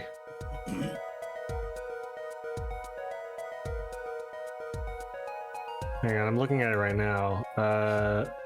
Okay, part of it is probably the sample size for views. How many, what's the difference in sample size? So Kingdom Hearts 1, the 1 plus 2 bundle has 1,000 reviews. The 2.8 has 50 reviews. Oh my god. And then 3 is 150 reviews. What's wrong with 2? I guess 3 is the newest and then 1 is the original. So, okay, so the first bundle, I'm calling it that, has 1 and 2, if I'm not mistaken. So what the fuck is the second one? The second one has 2.8 Dream Drop Distance and the mobile game compilation, Okay. which is probably why it has the least, because people won't only really give a shit about one of those games. Dream Drop Distance. Yeah. Well, no. Well, yeah, basically, yeah. Out of those three, yeah, Dream Drop Distance is the meatiest one, because 2.8 was a tech demo, and the other one's a mobile game. 3 Remind is obviously 3 Reminds, but yeah, 1.5 plus 2.5 has like the bulk of the games people care about. Okay. But yeah, Because I'm just so is your assessment, do you think that all 3 of them would be mostly positive if their sample sizes were equivalent? I think part of it is just the way the games are bundled makes it so that people are just going to care inherently less about some of the bundles than others, and the people that bought those and then, you know, played them are in the group that would actually want to like review them positively. Okay, fair enough, I guess. Because like 1.5, 2.5, that is both people who like the old games and also want to get into the series. Whereas 2.8, people are not gonna buy that shit if like unless they know what they want. Like I was like, they're gonna get that if they're already in. Yeah, and like 3 is, you know, 3 is the newest one, which I could see people just getting on a whim. Yeah, to jump into, you know. So yeah, 3 being very positive makes sense to me. 2.8 being positive makes sense to me, and then 1.5, 2.5 being mostly positive makes sense to me as well. It's just like, again, the sample size. I mean, Fair enough. 1.5 to 2.5, that is a meaty bundle, because that is 1, 2, Birth by Sleep, and those are like 3 huge ones, and then it has Coded, Days, and Chain of Memories, and those are 3 minor ones, but they're still Coded, Days, Chains of Memories are all about the same size as like Dream Drop Distance, which is the biggest one and 2. So like the minor ones in the first bundle are like the same size as the big one in the second $70 one. bundle for all 3. Is Yeah. that worth it? Let me look at the prices, because like 1.5 to 2.5 alone is Because I've been told that it's a 35. lot of game, but then again, it's Kingdom Hearts, and I don't know. I'm very dubious on Kingdom Hearts. Here's the thing, right? So like Like, if we 1.5 actually to 5 made is- money on stream, I would buy it in a heartbeat, I guess. here's the thing, right? 1.5, 2.5, and then the 3 plus Remind total is 35 plus 40-ish, so that's $75. That's more Not including expensive than the tax, bundle. yeah. So like the way that I see it is like the bundle is cheaper than buying the 2 big ones, but also the bundle gives you the little one too. So like if you're gonna buy the big ones, you Might as well get do the little. bundle. Yeah, because like I'm hoping theoretically, I'm hoping that the sale will continue, because it's not next week, but the week after is the Steam Summer Sale. I was gonna say theoretically, if you only wanted the big ones out of this bundle, you'd get 1 and 1.525 plus the 3 bundle, but those together are more expensive than the bundle. Like as Fair enough. anyway, I do think that I do think that it's funny how I still think it's funny how they reduced a good handful of the games to these Slideshows. slideshows. Yeah. And it's like I genuinely wonder how many people coming new into the franchise are gonna watch those slideshows, because they are cutscenes at the best of them. Because there's also parts where it's just slideshow. Can I ask you, this is totally tangential, has nothing to do with Kingdom Hearts, but I do appreciate your input regardless. When you are DMing for a session, like a campaign, not just a session, how long are your sessions typically in Pathfinder? 3 to 4 hours. 3 to 4? Would you say 2 to 3 is like too short? 2 to 3. I've been playing in a lot of 2 to 3 hour ones, and like I don't know. I prefer running for 3 to 4 hours. I feel like that's when players hit their stride and get in the groove. And then 2 to 3 just feels like I feel like the first little bit is probably recap of people arriving late, plus kind of like a buffer, kind of, and then That's after fair enough. Because the thing that I've been because once again, as you know, I've been working on like a homebrewed system or whatever, and one of the things that I've been trying to do is I've been trying to figure out how to pitch a tabletop session as if it was like a movie, right? Where it's like, yeah, you have to get there a little bit early, right, to make sure that everything's all set up. That's what you normally do in a movie, and then we're going to be doing this for like 2 to 3 hours. And I was wondering, I mean, there's going to be subsequent questions beyond this, but like, I don't know. I was hoping to figure out exactly what kind of cadence that would like feel like, I guess. Because that's the thing is like when like NADPOD, for example, records, they record in 5-hour sessions, right? With a 30-minute break in the middle. So that's obviously like a little too long. And they're also doing it for production reasons, obviously. But I don't know. Like, I guess you know, you already answered the question of like, what are your sessions like, which was 3 to 4. I don't know. I guess I can figure it out. But I've had longer, but those are definitely Right. Hi, are you okay? What's going on? Are you waking up? I don't know. Is he on camera literally at all? Or are you getting down now? Okay. with the sickness even. Get up, get down with the sickness. All right, go.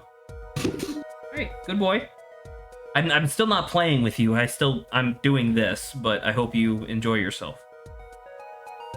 Okay. Well, he's just staring at me, so I guess I'm just gonna continue with my question. When you run a thing, once again, do you use milestone XP or do you actually track XP? So typically I use milestone, but I feel like milestone feels better personally. I don't know. milestone is way less work for the GM, and like the work that you would put in for XP, I feel like is usually not worth it. However, I'm doing a campaign where I'm trying to do XP because it's open world, which means the players have however long they want basically before they target the main quest. Which means however many fights and adventures they want to do before they go tackle the main quest. So I don't know. I mean, I can see how actually keeping track of XP would be beneficial there, but like, because like these two questions kind of like fuse in my mind of like, I'm currently writing the part of the rule book where I'm describing character progression, so I have to explain how you level up, right?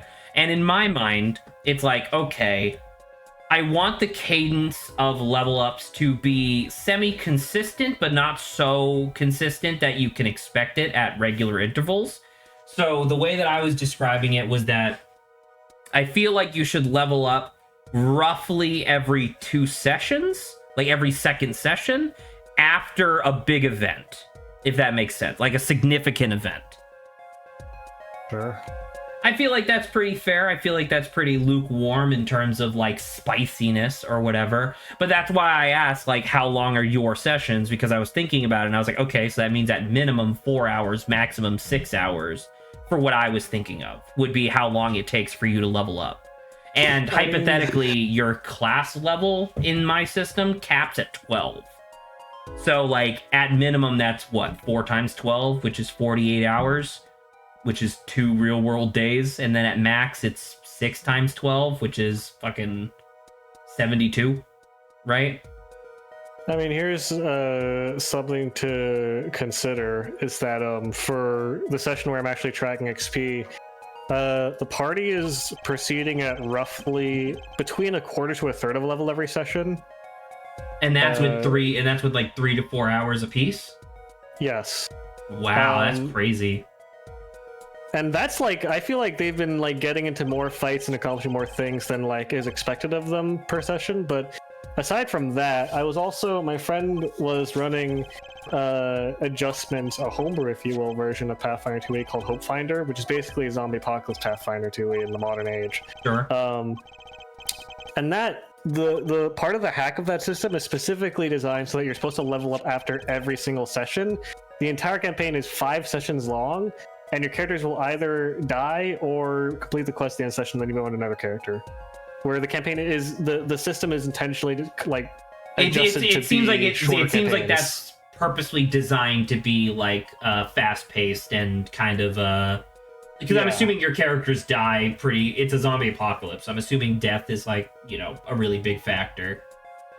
Yeah, death is what. Okay, I only played one session of that campaign, but I found out that death is incredibly plausible in that campaign, especially if, like me, your co-players decide, "Hey, zombie apocalypse world, I'm not gonna build myself to help in combat actively."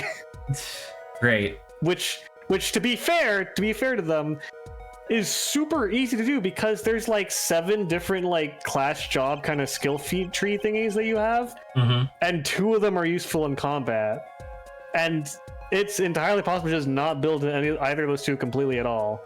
So basically I was stuck in a party with myself being pretty good at combat, another player who specialized in combat, and then 2 players who basically didn't bring weapons and had to scrounge them mid-combat off people we killed. And our only combat was one giant hold-up raider gas station with like 12 raiders to 4 players.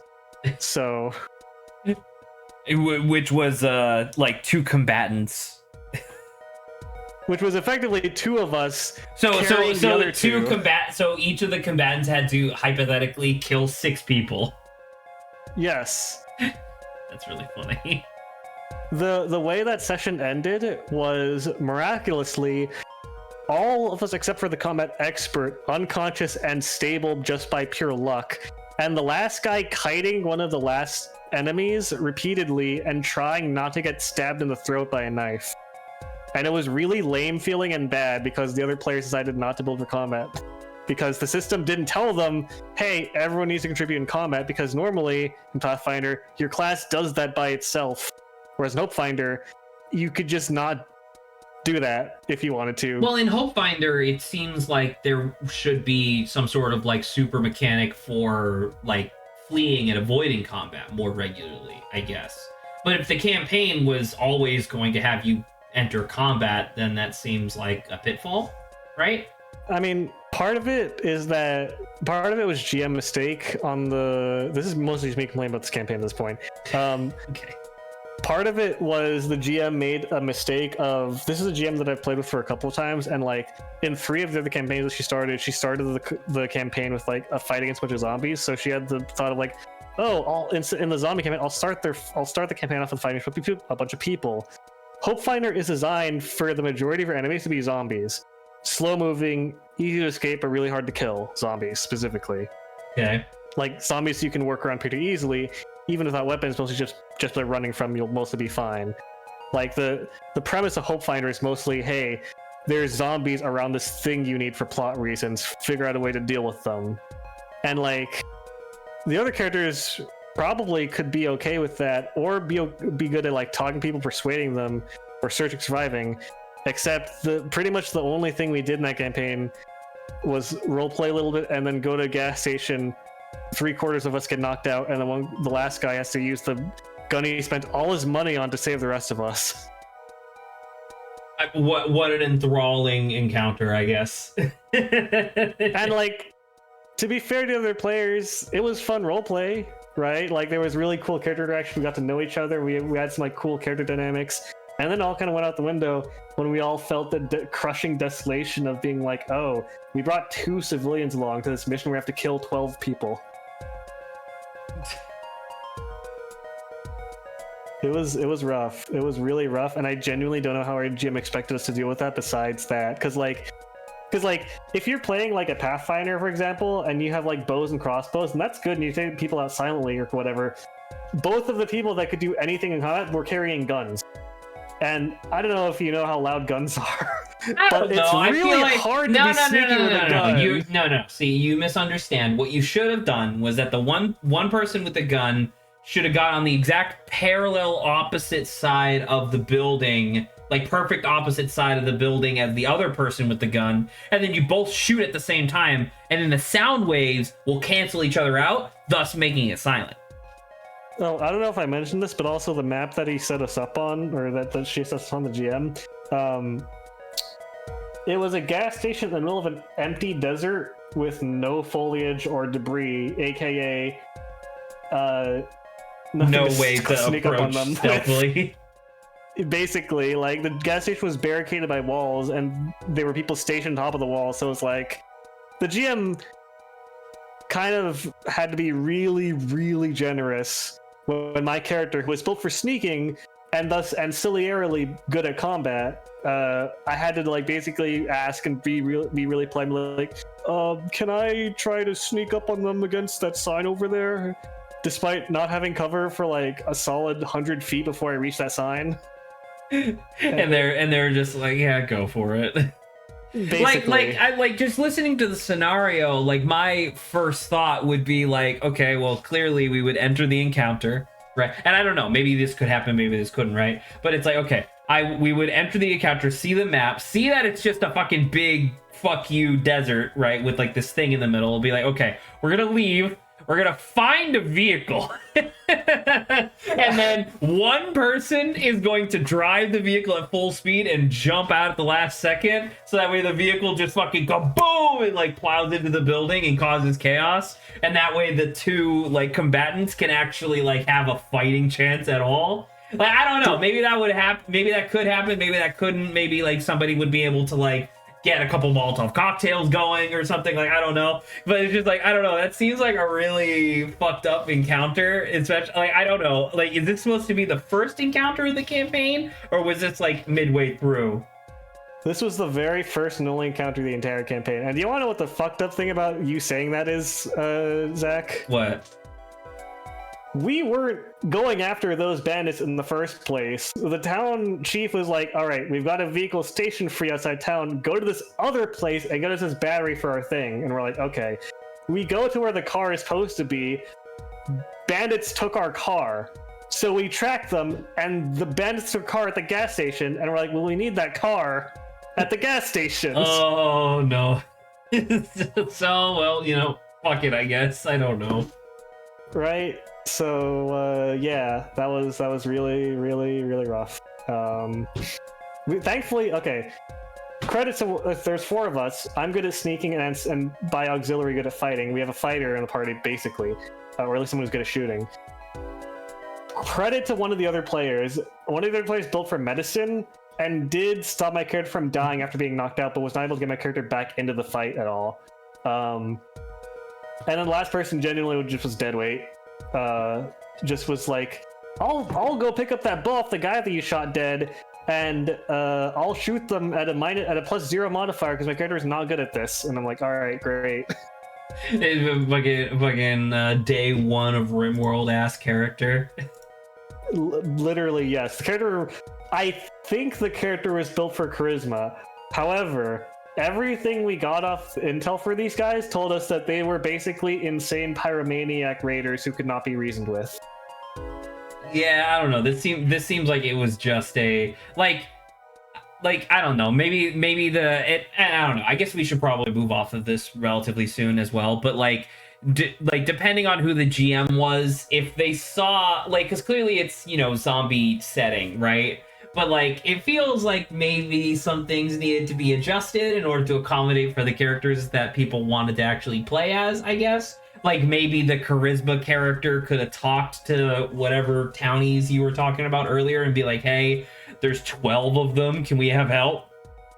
You know, like something so that way people could actually contribute instead of it just being like, oh, cool, I'm just like useless. You know, I don't know. Just like something so it's like, you know, if you have your medicine character and it's like, oh, you find somebody who's like injured crawling along the desert and it's like, oh, the medicine character like helps them recover and it's like, oh, I'll help you later, and then later that person comes in and it's like, I'll fucking whatever, and then they like help the encounter or something. I don't know. Obviously, you're describing this like tertiary style to me, so I don't know what was necessarily going through like the GM's planning, but it clearly sounds like it did not succeed. So I mean, the last thing I will say is that the GM kind of tried to defend herself at the very end by saying, yeah, I plugged in your numbers with this like encounter calculator and said it was fine. And I was like, I haven't trusted encounter calculators ever since I had GM'd for 3 sessions. because there's so many things that the raw number of enemies and the raw number of PCs. There's so many more things to a fight than that. Like the argument of because that was the thing. I remember I was asking you like a couple months ago of like, well, how do you balance for an encounter or whatever, right? And I don't remember what your answer was at the time, but I remember it feeling really dissatisfying at the time. I have since learned that it's like, you know, it obviously varies from like designer to designer, but like really just design an encounter that's interesting with possibilities for like creative play and escape, right? Like just make sure you're not locking your players into a room that is guaranteed to kill them. But like a really good example of why like raw number calculation doesn't necessarily work, like, and this is obviously for like D&D specifically, but I guess it's kind of for Pathfinder too, of like, sure, numerically our characters might be balanced with the encounter right now, but unfortunately the counter is 40 rats that will have 40 turns in a row, and some of them will start critting, and then we're all gonna get poisoned. And it's like, you know, and it's like, yeah, technically, numerically, we should be equivalent to these rats, if not a little bit stronger, but we don't have any fucking AoE, so we're just killing 2 rats a turn, and they're taking fucking 40 shots at us, then 28, then 36, and it's like, oh god. Man, Baldur's Gate 3 has an encounter that is literally that, except Baldur's Gate 3 has so much broken shit that doesn't matter. You just win anyway. I mean, I know the one in the basement of the tavern where it's just a bunch of things. Well, because in that, well, this is what I'm talking about, where that room is specifically designed where it's like the entire You're floor. already like late level at that point. Well, not even that. The floor is absolutely covered in alcohol. You can take the candle from the wall that's right next to you, chuck it into the alcohol, and it essentially insta kills all but like 2 rats, I think, just due to the explosion and then subsequent fire damage on the start of their turn. And so it's like, because there was a video that I watched where a guy was like, could you beat Baldur's Gate 3 if you only started in Baldur's Gate at level 1? And sure enough, yeah, there's like so much stuff in Act 3 that you could definitely do that. And like encounters like that, because clearly that's supposed to be like an homage to like the classic like level 1, you know, mission. But that's what I'm talking about, where it's like, it's not literally just raw fight a shit ton of rats. There is stuff in the environment there to help, you know, so that way, like, just in case something goes wrong. And then obviously you got stuff like the encounter with the hag in the bar and stuff. But anywho. All right, back to the actual game. We've been talking about fucking stuff for a while, and I do appreciate that. The dog is now, I don't know if you can see him. Oh, you can definitely see him on camera. He's now sleeping on the bed. Well, he's not sleeping. He's trying to. Okay, back to the game. The fake clue that has thrown off the poison's trail is none other than...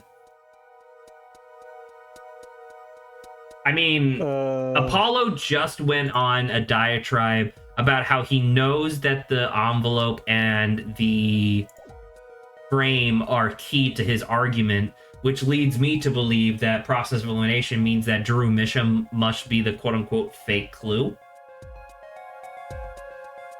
Does that sound right?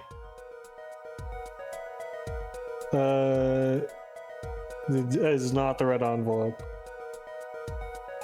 It says, you explain if the symptoms could be a fake when asked what, say, Drew Misham. So what I just said.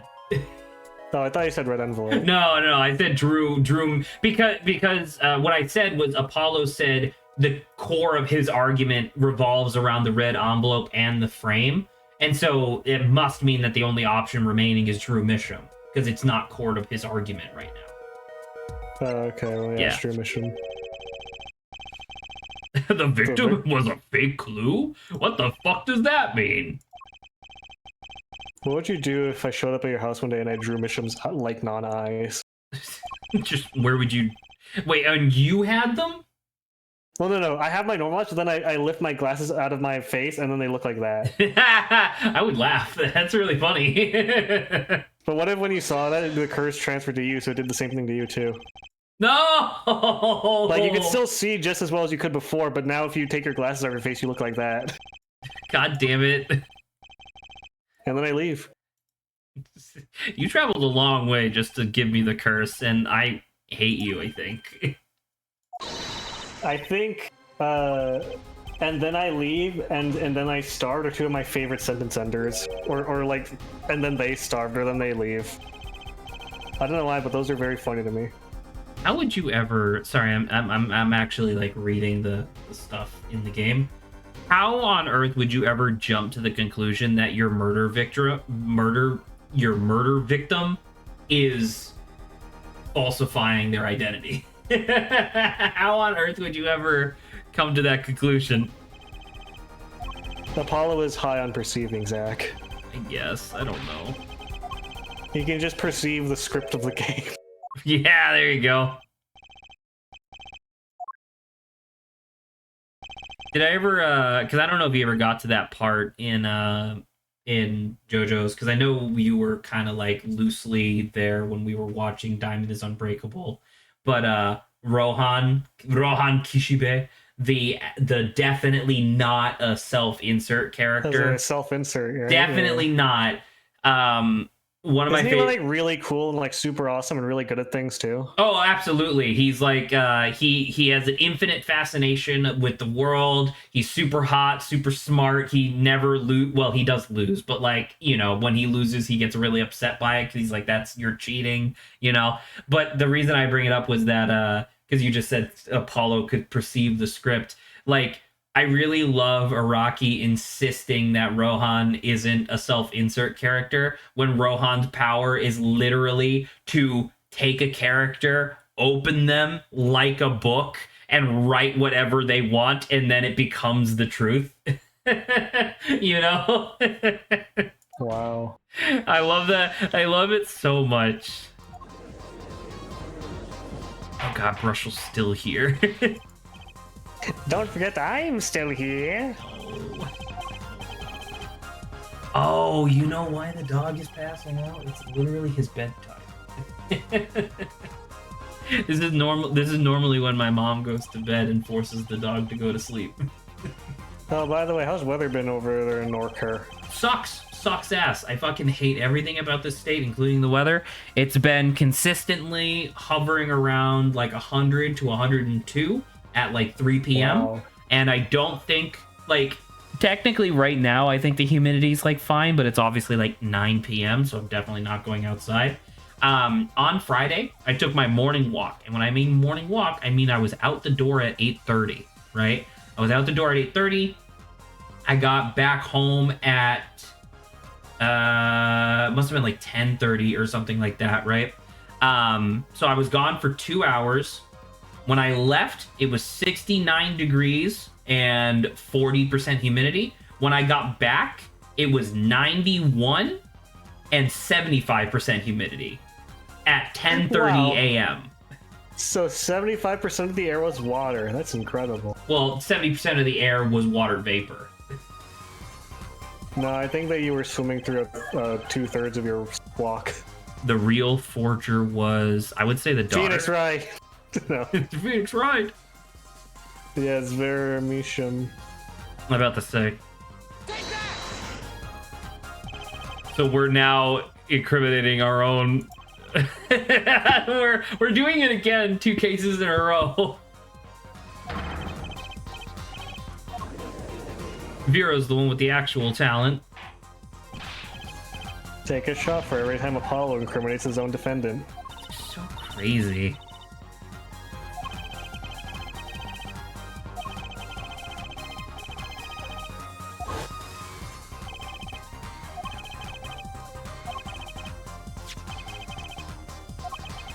I also learned while living here, because my assumption, I feel like most people would feel comfortable with this assumption, was that once you hit 100% humidity, that's when it rains, right? Like that's like the limit to when precipitation starts happening. I didn't learn until I lived down here that is not the case. You can definitely go above 100% humidity in the air, and it literally just means that it's like, because it's like a numerical threshold thing, and so like you can definitely get to like 101 and 102% humidity. That tracks. I didn't think that over 100% humidity meant that it like started raining. That But, was my assumption when I was a kid, and I mean, to be fair, I feel like that is how it should work, I guess. But I guess that's not how fucking air works, right? That's not how the water table or the water cycle works. I didn't think that 100% meant to start raining, but I did not know that it could go past 100%. Well, it was like do you know the UV index? The measure of how intense the sun is? No. Yeah, so that's a thing, right? There's a thing called a UV index. No, it isn't. No. My entire life, because when I lived in Massachusetts, the UV index was always out of 10, right? So I assumed that meant, it was like a base 10 system, essentially, right? When I was in San Jose, I discovered that it went above 10. But in San Jose, the highest it ever got was 12, and that was during the height of summer, right? Out here in North Carolina, it will still be humid as fuck out here, and despite it being humid as fuck, the UV index will be fucking 14. Which, by the way, according to the UV index, means that it can give you second-degree burns. So it means you could fry an egg out there. It's fucking insane. You could poach an egg out there with that humidity as well. There you go. Oh, by the way, this is completely unrelated. Have you seen the new Punch Forever? Oh, is there a new one? Yeah, episode 2. I was unaware. I'll have to check on that. Dude, it's super good. Is it also super short? It would make sense if so. I think it's like 5 minutes. Yeah, that's about about what I was thinking. I mean, for me, it felt like it lasted a while. I don't know. I liked it a lot. It's really good. Go-Go is back, as is her mom and sister, and there's a new antagonist. I would hope so. But I don't understand. Isn't that the whole point of the show? Is that they're there and fighting their way up the tower? Just in case you thought it was a Hero of the Week kind of show. Hero of the Week instead of Villain of the Week? Yeah. That would be really funny, actually, if it was a show that was Hero of the Week where you're following the same villain, but the heroes are the main characters still. Yeah. Vera Midsham, the most mid character compared to Spark Brushel. What the fuck? What the fuck is that? It's an eggplant, obviously. Oh. Next to a house on a hill. What? What if she flipped over the canvas and it was Big Chungus? And then Apollo says, "Skibbity Riz, Vera." Oh. Fucking Ohio up here. And then Trucy looks is like, "Take out the phantom tax on him." Phantom tax. I loved when Northern Lion was trying to use the lingo because he thought it was stupid, and then he said phantom tax like a ghost, and the chat fucking ate him alive. You stupid old man. That's not how you say that. How dare you say real words? Exactly. That's me whenever Zach says things. God damn it. How dare you use real words? What was I gonna call? What was I gonna say? I don't know if you saw. So there was this thing. I hate when huge streamers get benefit for being shit people, you know? Like XQC is like a really good example of this. But I can't remember the name of the guy, but there was this guy on Twitch who was going through Elden Ring, and he was just bitching about the game constantly, like the entire time. And then he finally beat not Millennia. God damn it, I can't remember her name.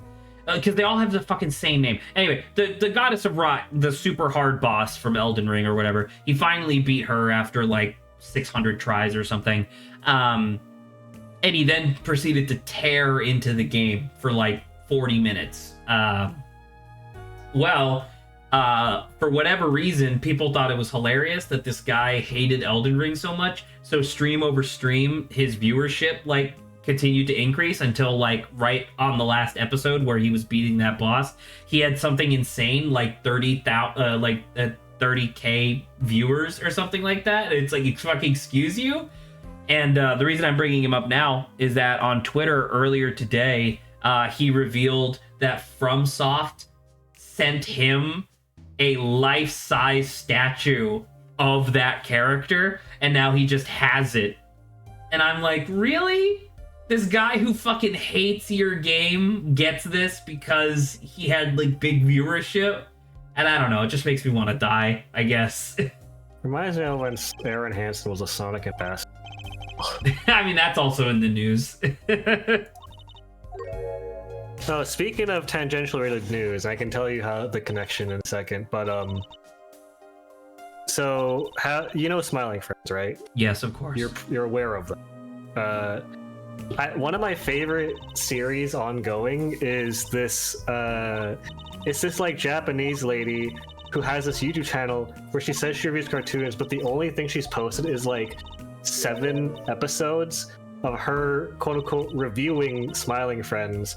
But true to Smiling Friends fashion, she basically just says like short observations of things broadly. And one of the episodes is literally 4 minutes of Smiling Friends playing in the background and her talking about this anecdote about how her uncle reminded her of like Charlie from the show. Okay. And then not pointing out anything else that happened in the episode. And I just thought it was really quaint and funny how this foreign Japanese lady seemingly locked into exactly the humor of Smiling Friends. And how it transcended boundaries of language. Of just fucking nonsense. No. I know. I don't know if that's fireworks or whatever, but don't worry about it. If it's not fireworks, it's gunshots and we're all gonna die, so whatever. By the way, do you know who the new Sonic ambassador is? Isn't it like a VTuber? It's a VTuber. It's one of the most famous VTubers out there, Corone. She's Is that the one that's like a dog? Yeah. Yeah. I'm about to say I know her. She's famous for I'm Die, Thank You Forever. Oh, excuse you. She was playing a stream of Keep Talking Oba Explodes, except she obviously only speaks Japanese or with limited English. And she was playing it with someone who was an English VTuber from the same company. And so you can imagine how that went. And so there's one part where the English VTuber with the book is like, press the button when there is a 1 in the timer count. And she looks over, there's 5 seconds left, and she says like, oh, I'm died, thank you forever. And there's like, what? And then she dies and explodes. When there's a 1 in the timer. There's 5 seconds left of the count. I mean, I guess you could died, literally thank you do forever. it. I don't know if that was the last thing, but thank you. I died. Thank you forever. She's also famous for have confidence, and then she jumps into a pit in Mario 1 says no confidence. But anyway, she does genuinely love like retro games to the point where she really doesn't play games that are advisable for a VTuber. Unlike Aaron Hansen. Unlike Aaron Hansen. So you know how Sisyphus is getting really popular in streams lately? The rolling up the hill one. Yeah. So Corone tried to play that for about 2 hours, got frustrated, then spent like 4 hours playing some random Japanese NES fishing game from like the 90s. Hell yeah, dude. And then just didn't address Sisyphus again. I don't necessarily have much respect for VTubers in general. I mean, it's fine, I guess. But at the same time, like, huge props to just not necessarily falling for streamer bait. Like, that's cool. I mean, to be fair, she tried to play the streamer bait, but then she just gave up and did something else entirely that, like, pretty much no one in her chat asked for at all. Incredible. I respect.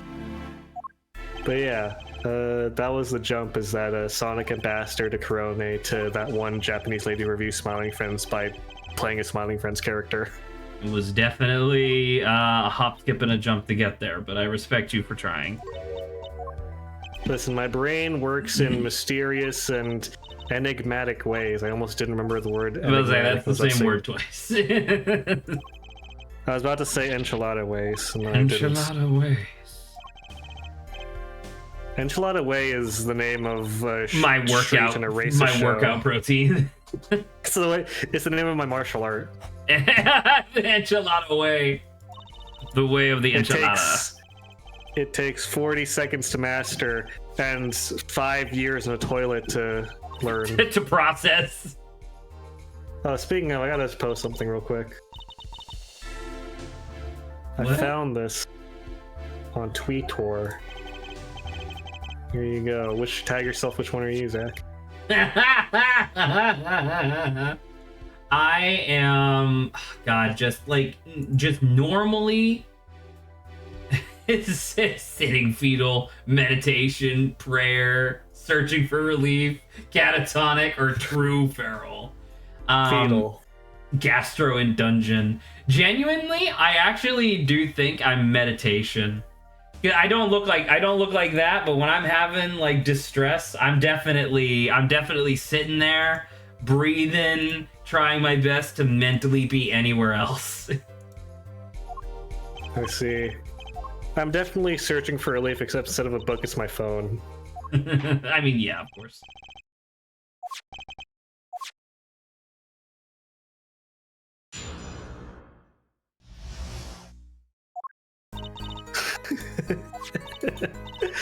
I've seen this dog before, but seeing him again after a long time brings me happiness. No,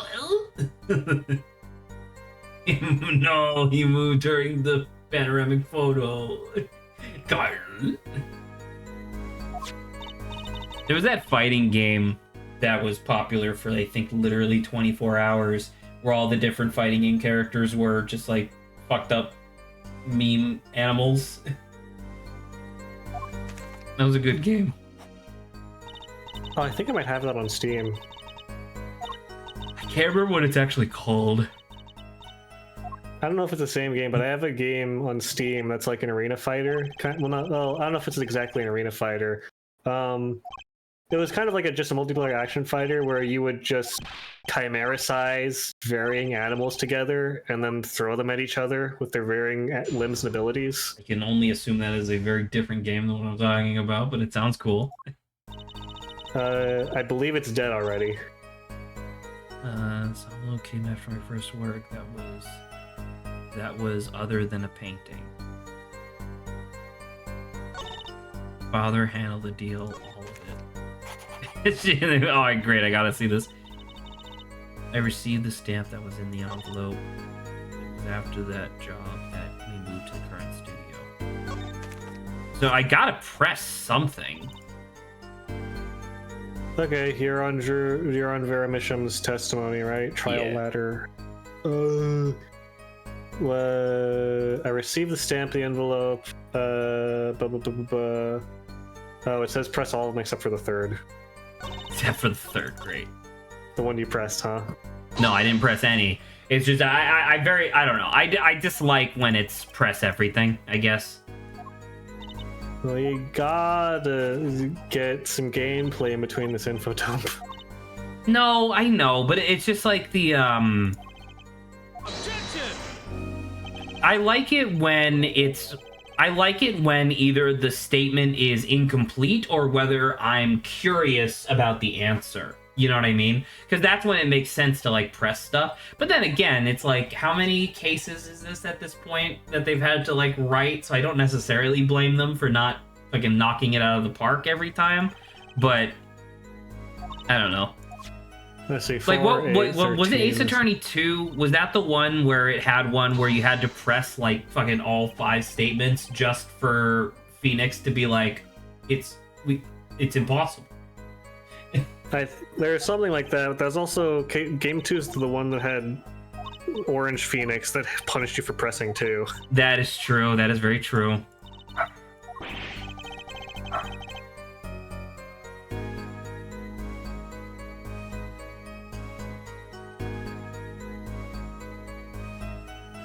Can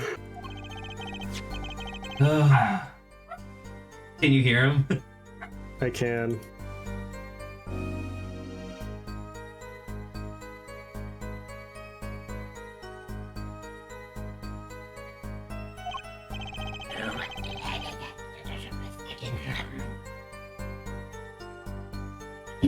No, yeah.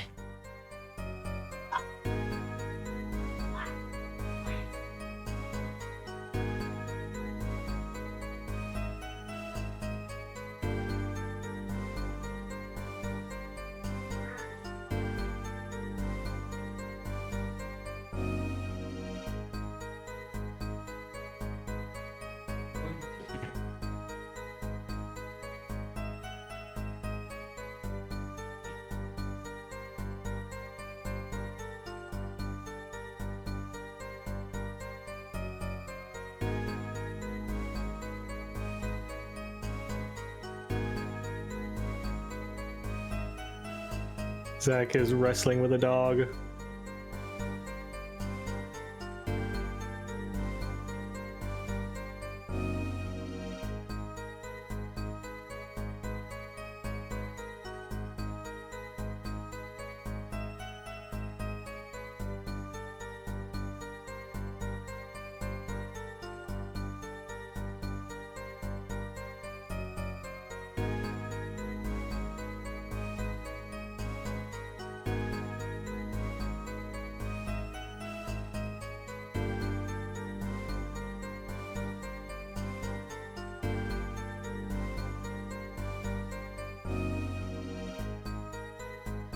Oh, is he coming back? Oh my goodness.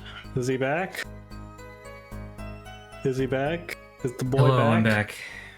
Hey, the boy's back. Hey, Zach, I have a really quick question for you. Yes.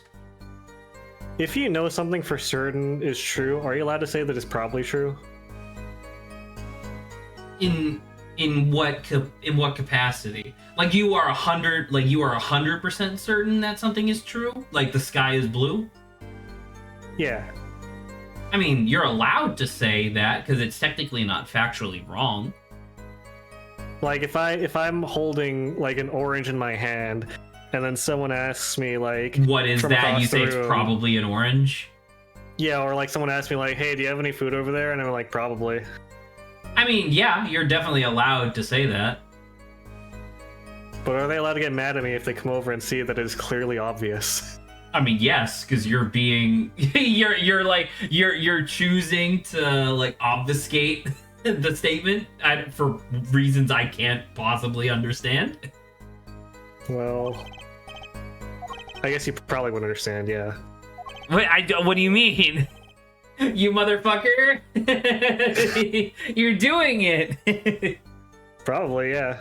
God damn it. Anyway, here's a clip I was talking about. If it tickles your pickle. Oh no! Press the button until timer says 1. Wow, okay.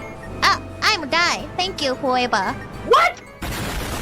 That's kind of funny. Oh. I'm Die. Thank you forever. You reminds me of Change the World, My Final Message. Have you seen that one? I don't think so. Oh, hang on. It's another really, really good one. It's a classic. Oh, while you're looking for this, can I ask you a question? Sure. What defines lost media? Was it lost? Well, Is it media? so like, I guess okay, so the reason I ask, and I've talked about this a couple times, there is a game that I swear to God I saw a video about like 2 years ago at this point.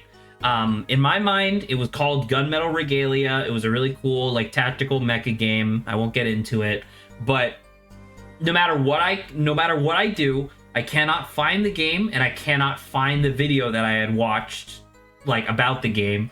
I have enlisted the assistance of several people, including Silveroon at one point, trying to be like, hey, can anybody fucking find this game? And no one can.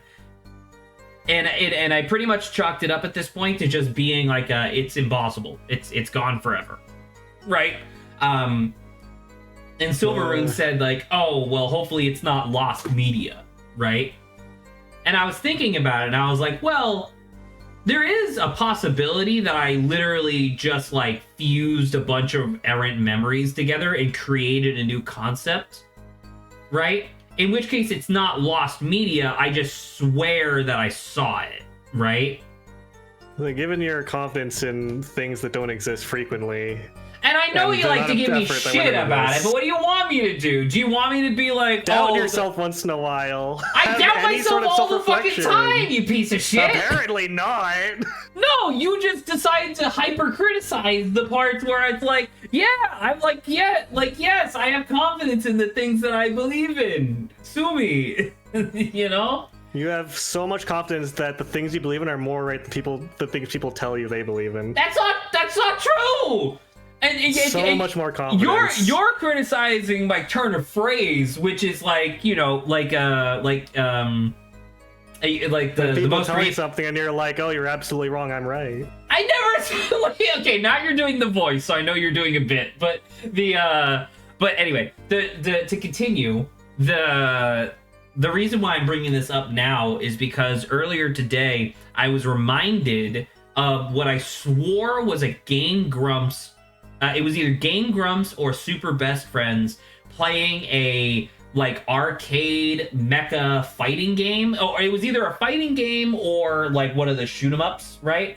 Where all I really remembered was the story of it, where the idea was that the sun had like a massive solar flare that melted all the ice caps like all at once, leading to the world like over flooding, and it turned into this thing where like all of like, you know, the three like all of the countries were thrown into chaos, obviously, and like 3 super governments formed, and the only way for people to like, you know, maintain control over the surface world was through mecha, right? And that's where like the premise of the game came through. And so I randomly remembered that earlier today, and I was like, oh no, am I gonna be able to find this? And so I did every combination of what I just described to you, beyond fully typing the whole fucking thing out in Google. I did every variation of what I just described to you and could not find it. And so this is where I ask the question of like, what is lost media? Because once again, I vehemently remember this, but this would have been back during like the relatively early days of like Super Best Friends, if that was, you know, a possibility, which would have been like 8 years ago, right? So it's like, is that actually a thing that happened and is in fact lost media because I can't find it? Or am I just misremembering something vividly? And I don't know. I don't really like mess with like lost media or like analog anything or all that kind of sphere. Well, analog stuff is different, but yeah. What I can tell you is when I was in high school and college and I got really, really garbage and very little sleep,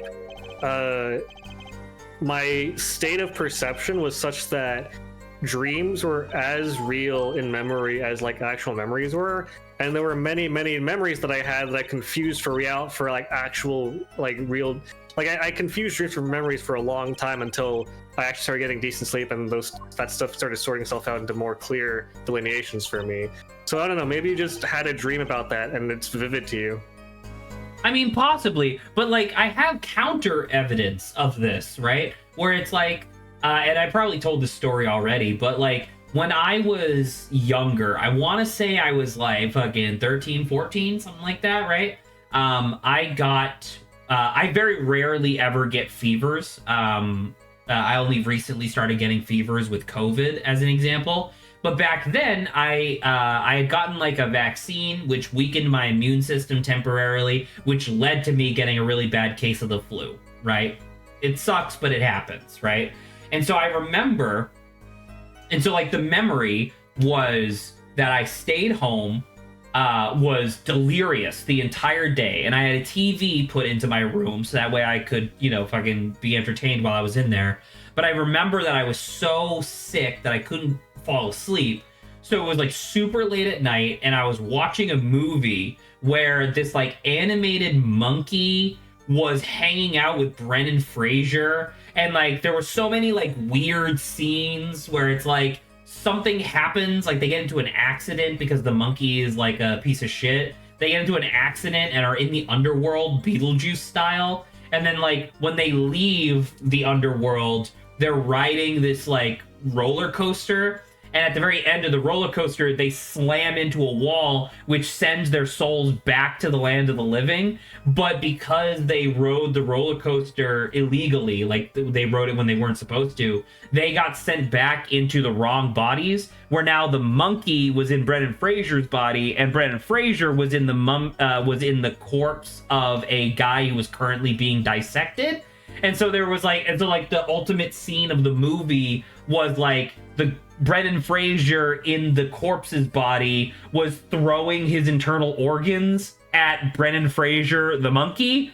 And like that, and that's all I remembered, right? So that obviously seemed like a fucking fever dream to me. And I remember like as years went on and search engines became more prevalent, I desperately tried to find this movie because I remembered Brendan Fraser very specifically, right? And I couldn't find it no matter what. Well, fast forward several years, I'm now working in the tutoring center at Cogswell, right? Hanging out, and Dave is there. I don't know if you remember Dave. Dave is there, and I'm telling this story, and Dave, without even looking at his phone, is like, oh, you're talking about monkey bones. And I'm like, what the fuck are you talking about? Sure enough, I pull out my phone, type in monkey bones. It pops up on IMDb. It's the exact movie. Like Dave might as well have just pulled my dream into reality, and I was like shocked that it was real. I had convinced myself that it was like a fever dream, you know? And so it's like, that's my counterproof, where it's like, no, I didn't just make that up. That was real, and I was delirious. Right, and everything you thought and remembered after is true. I'm not saying that, motherfucker. I'm saying that it's possible that they were true.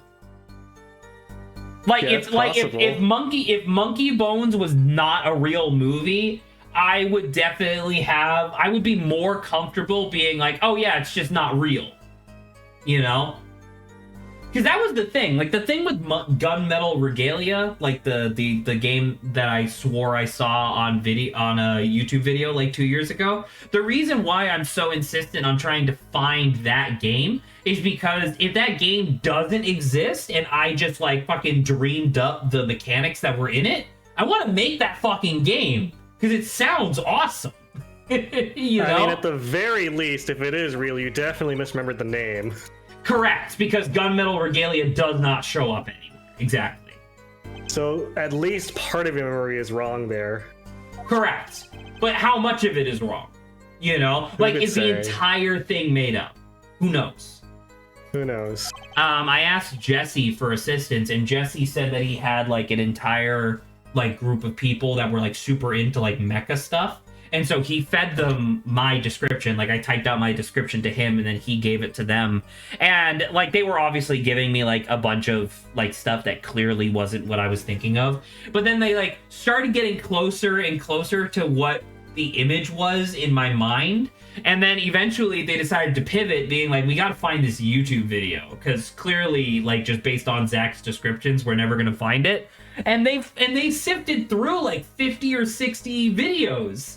And it's like, well, was it a video? Like, what was it? And I was like, well, it was a compilation, but it wasn't a mecha game compilation. It was just a, like, old video game compilation video. Where, like, the guy would talk for, like, 2 to 3 minutes about, like, individual games that people weren't really familiar with. And it was like, okay, well, that kind of eliminates a bunch of stuff. And anyway, like I said, long story short, it was, like, a bunch of people weren't able to find it, and I was like, this game must be fake. I must have made it up. I mean, that would be my takeaway too. Anyway, change the world, my final message. Goodbye. Change the world. My final message. Goodbye.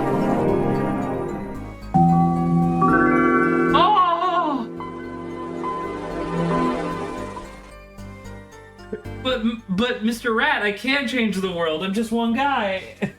Change the world. My final message. Goodbye. And then just like fucking Windows XP logging off your email application sound effect. Yeah.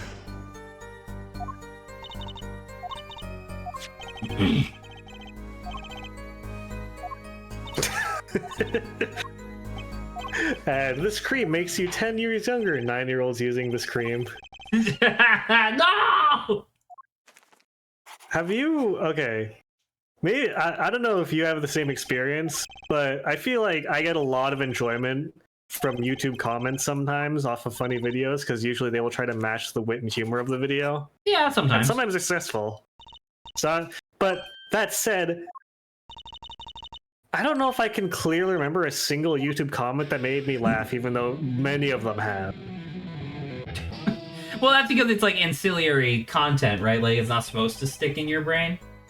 Right, but like I derive a lot of joy from some of them where like I'll laugh at them for like a solid couple minutes and come back and laugh at them some more.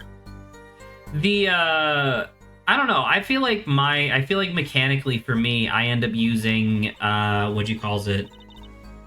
Oh, a stamp was a picture of my favorite magicians. That's interesting. That'll be relevant. So It's just three completely different unnamed magicians that are not relevant at all. So is this a press or is this a present? I'm assuming a press, because what would I present here? The sound features so I kept it. Present the magic show ticket. Really? I mean, I guess that makes sense, but once again, I'm not contradicting anything. I'm just providing more information. This must have been written by someone different, because it's a very different style to a lot of other Ace Attorney cases. I swear to God, it feels like case 1 and 2 were like classic Ace Attorney style, and then 3 and 4 have been like, what the fuck, dude? Like, who's writing these? Not that this is bad. Like, it's definitely not as bad as the last one yet, but at the same time, I'm you know, whatever. How could this be as bad as the last one with a Spark Brushel in it? You know what? You're right. When you're right, you're right. I mean, which would you rather have, Lying Child or Spark Brushel? You can't make me choose. Can I know what I would say. Can I snap my own neck instead? No. That reminds me, there was some hypothetical I read that I don't remember the details of, but I remember it was like an unpleasant hypothetical where you have to choose between two bad things, and then very specifically the person asking it said at the very end, and no, you can't kill yourself.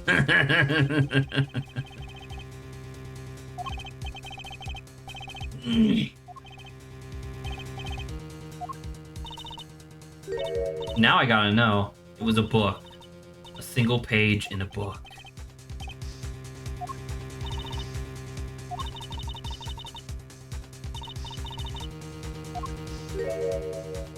Ah, interesting. Clavier's pissed.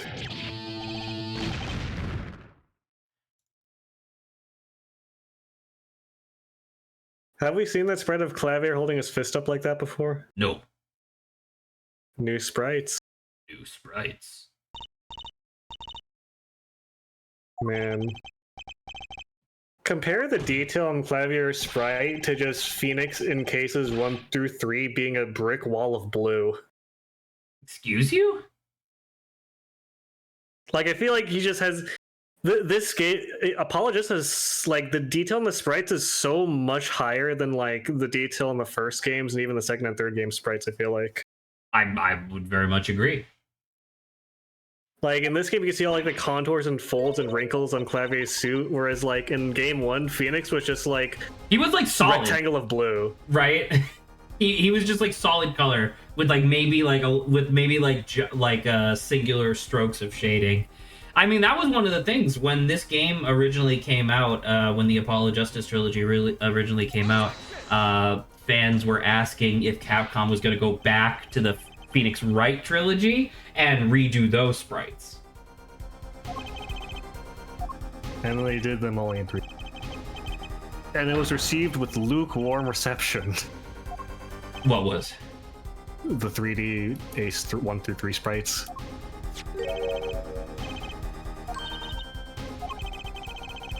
Or I guess no, not 3D. The HD one. Yeah. Kind of like airbrushing out. I don't know. There's still something. There's like I don't know. There's definitely in my once again. I'm a big like proponent of like pixel art or good pixel art, I guess. And there is definitely something lost, I guess, when you switch from pixel art to the HD sprites. But I'm not saying that they're bad. Like that would be. I can agree with that.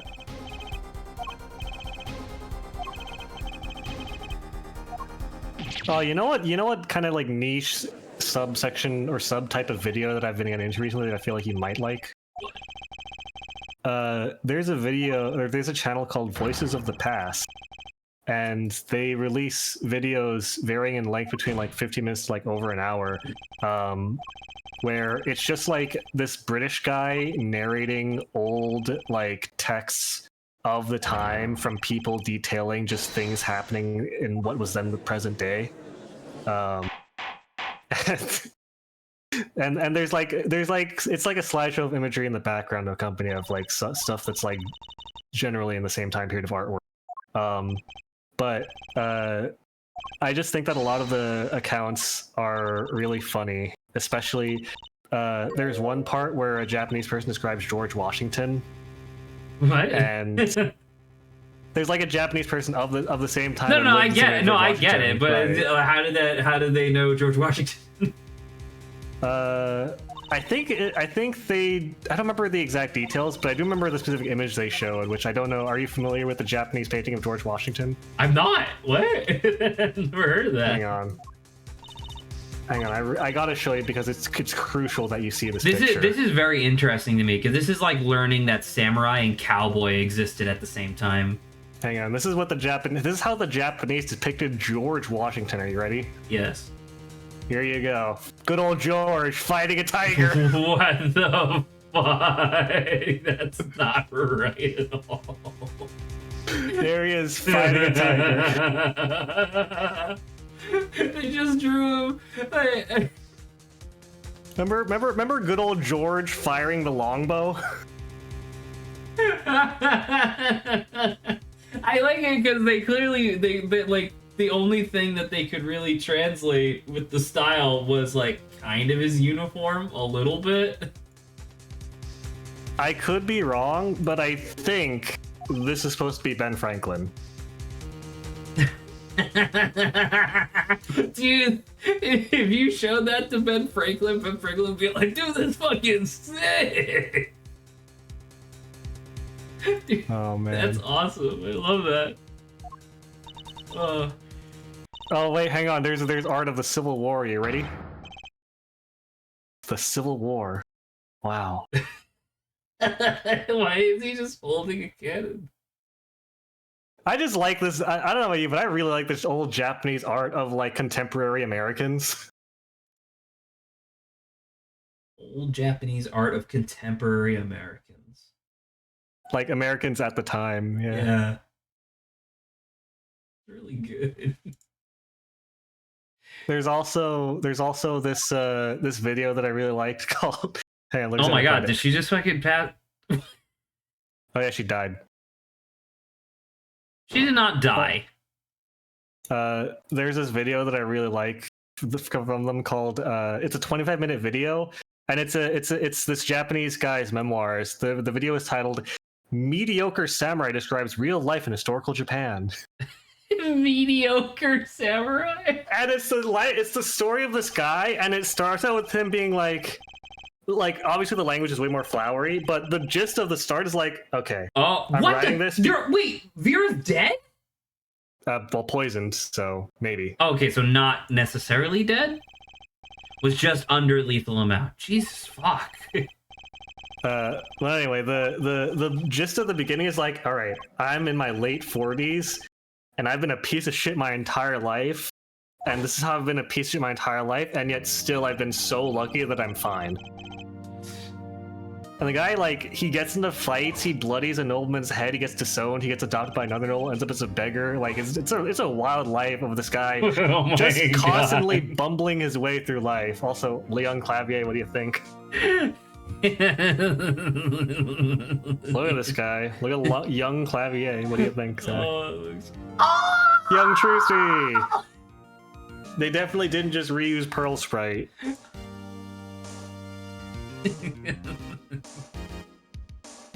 Oh. What's Saba's name on this? Is she still Princess of Persia? Jesus. I think so. Yeah, no.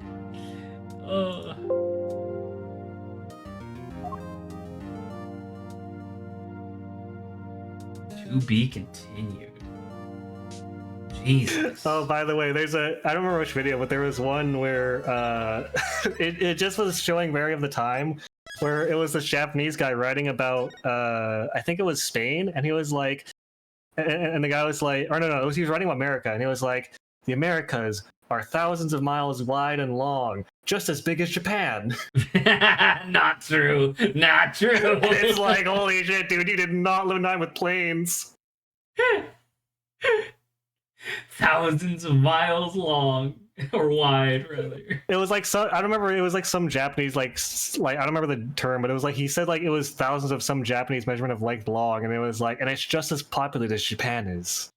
It's like, wow. Oh, just as populated as Japan is? Well, no. There was one video where they said I think there's one where they said America is just as populated as Japan, and then one where they said the entirety of Europe is as big as Japan is. Not true. Like, not true, but very funny, dude. I love because it's like you ever see those secondhand maps that people made based on Magellan's descriptions of his globe spanning expeditions and stuff? Because like he obviously they did it, like he did actually do these things, he did circumnavigate the globe, but his descriptions were pretty, loose in terms of I don't know exactly how far we sailed, but I know that we sailed along this trajectory at roughly this speed for this time. So there you go, right? And so people were trying to draw it. And it's funny because you look at those maps and the continents, most of them are not there, but or definitely North America is missing. But but most of the stuff is there. Like you see the basic shape, but it's just way thicker than it should be. Because we know that the Pacific Ocean is fucking enormous. You can look at the entire Pacific Ocean and see no land on one side of the planet, right? But when you look at the maps that were made based on Magellan's descriptions, I guess he just didn't describe crossing the Pacific because they draw it as if it's a river. Because it's in his descriptions he's talking about one coastline and then he's just immediately talking about the next. So they just made the logical conclusion of wow, the Pacific mustn't have been that big. Yeah. Oh, also there's a video describing basically a Japanese mission that was born in Japan, then went to Spain, was baptized by, I think, the Pope and or the King of Spain at the time, King Philip II, I think. And there's a line in there that's crazy, where it's the Japanese person describing his travels over these lands, and he's like, I have never been hugged before, and to think my first hug would be by the king of half the known world. That's a crazy thing to write. That's a crazy thing to write, that your first hug until adulthood was King Philip II. Holy shit.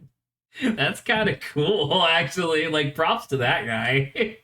Yeah. If I remember correctly, the gist of it was that he was born in Japan, converted, went to Spain, did some stuff in Spain, went back to Japan.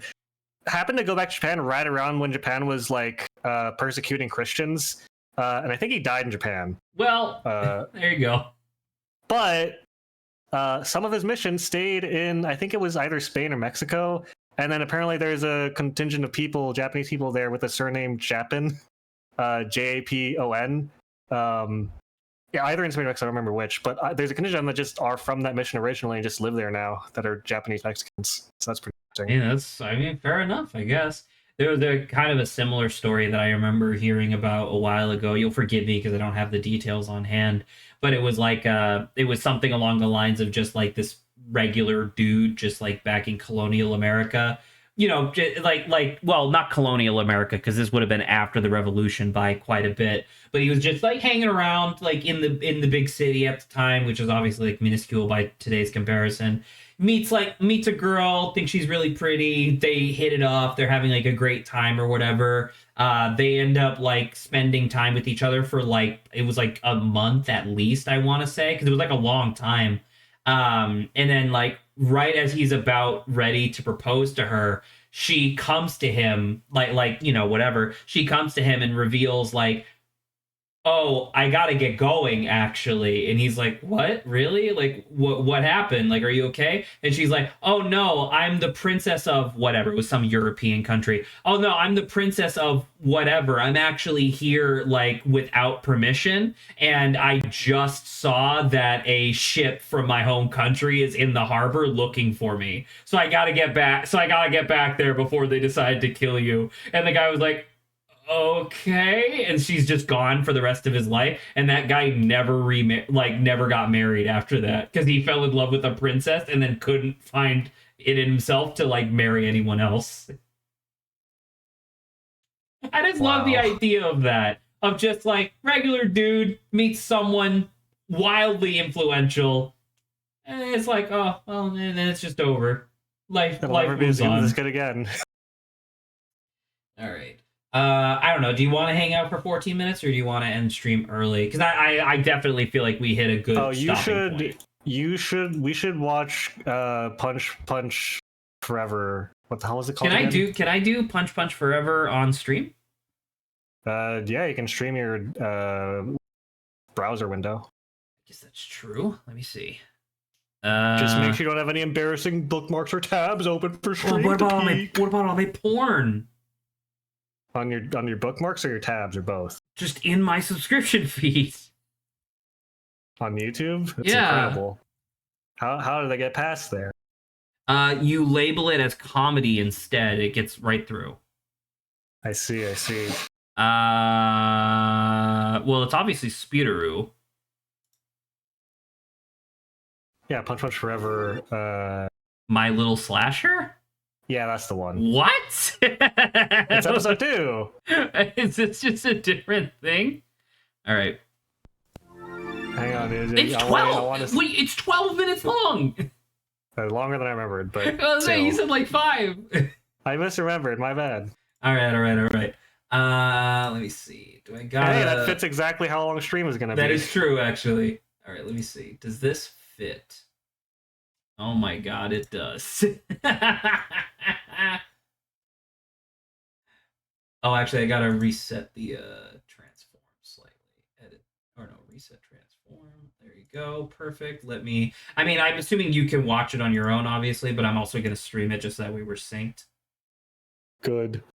Why can I... Wait, hold on. Why can I not... Oh, because it wants me to stream Apollo Justice. Got it. All right. I want to stream Punch Forever. There you go. Let me know when you're in. All right, I'm in. All right.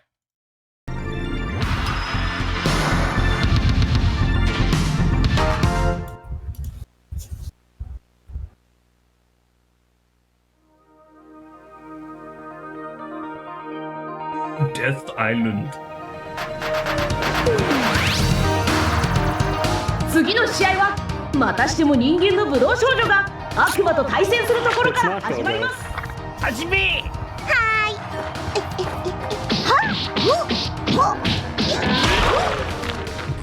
うわぁ、悪魔石膏。ろくでもないバカガキだな。ろくでもねバカガキだな。はいはい、もういいでしょ。まったくそういうとこお父さん。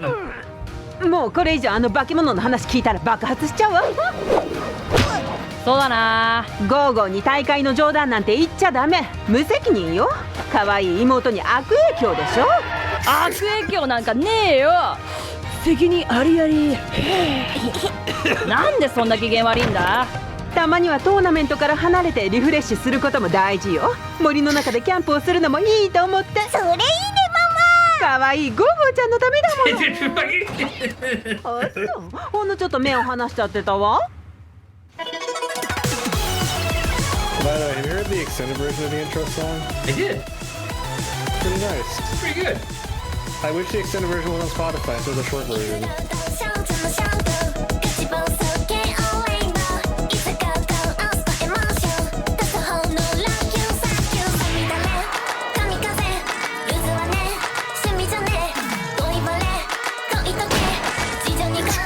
I love that part.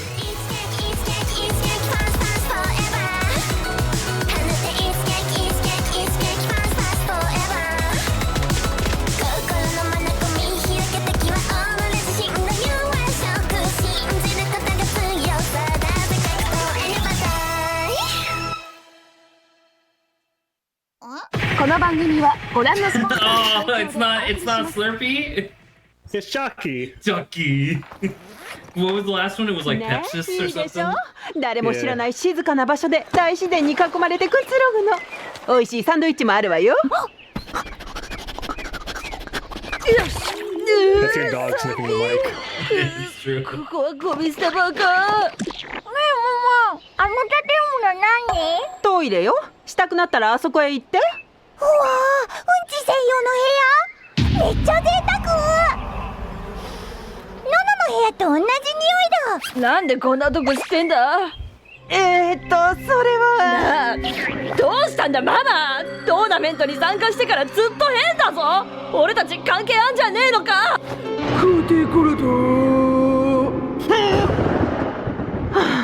さすがにもう隠しきれないわね。ノノ。 Oh my god, lore? クールフロッグ？クールフロッグは特にずっとそんな顔で見てたわね。 I know Cool Rock's been critical of my recent 私たち play. は。今の何？ここも誰も知らないんじゃなかったのか。 Jesus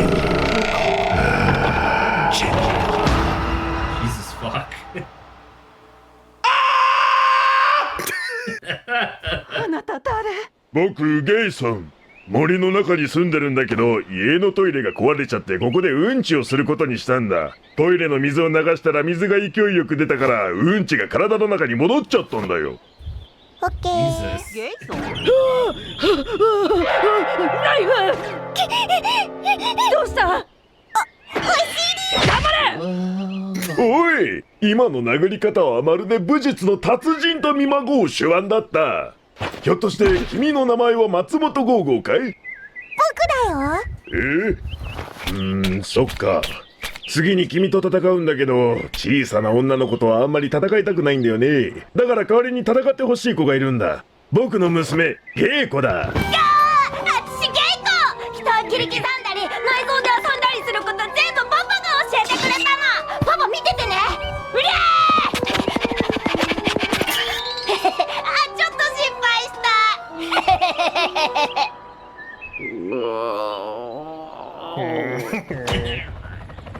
私抜きで喧嘩を始める気。あら、ジンさん。 Can you do this outside the tournament? Apparently. 松本ゴーゴーは開幕戦でその実力を見せつけましたが、ゲイコというちびっこ連続殺人鬼相手にどう戦うのか。この試合の模様は島唯一のトイレを使い終わったカメラマンたちが全角度からお届けします。はい、お届けするよ。 The only toilet on this 私たちもミニテレビで見守ってるわよ。始める。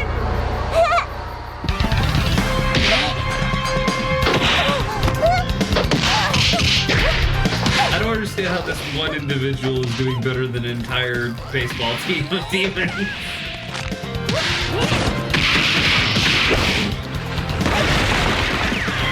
It was taught by Gayson. It is true. It's true. そんなヘナチョコパンチじゃ血は止まんないわよ。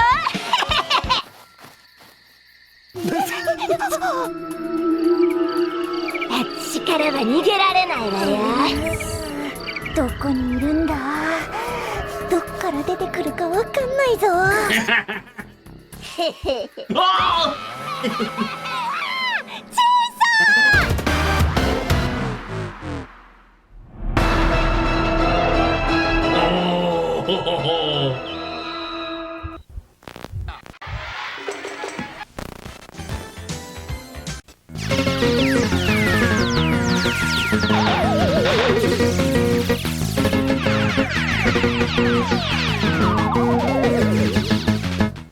yeah, dude. おりょ。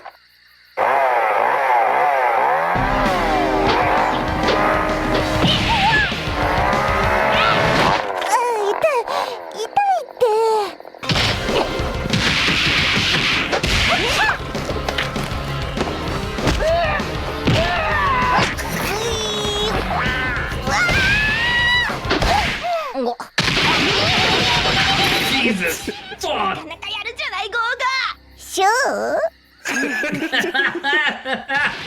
Alright, so is that why you thought of it earlier? 私思いしないんだから Yeah. だって同じだそれもプラスチックのおもちゃだろ膝当てがおきり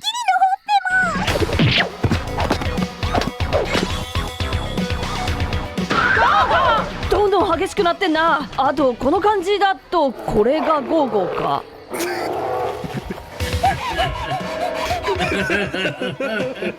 気になよゴーゴー私をやれるもんならね隠れるのにうってつけの森の中の古臭い不気味な小屋だ This is a great idea. 分かったわねゴーゴー True. あいつらの隠れ家かなヌヌの部屋みたい What you gotta do is you gotta get her on the toilet and then flush it so it rockets through her spinal ケイ column. コちゃん、戦うのを今すぐやめなさい。こんなところで何してるのケイコちゃんは本当にいたずら好きだな。あと、ゴーゴーを追いかけるのはやめた方がいい。あの子は本当にかっこいいし、いい子なんだよ。ごめんね、ペペ。え？パパだよ。ケイコちゃん、見ないで。裸だよ、はずい。頭痛だ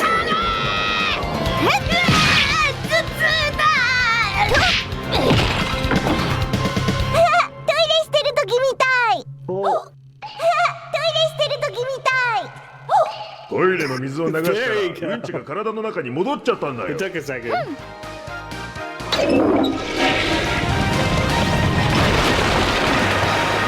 Did you see that it said water in the water? It said I hate animating water. え Oh, there you go. あらマスクが落ちちゃった。Oh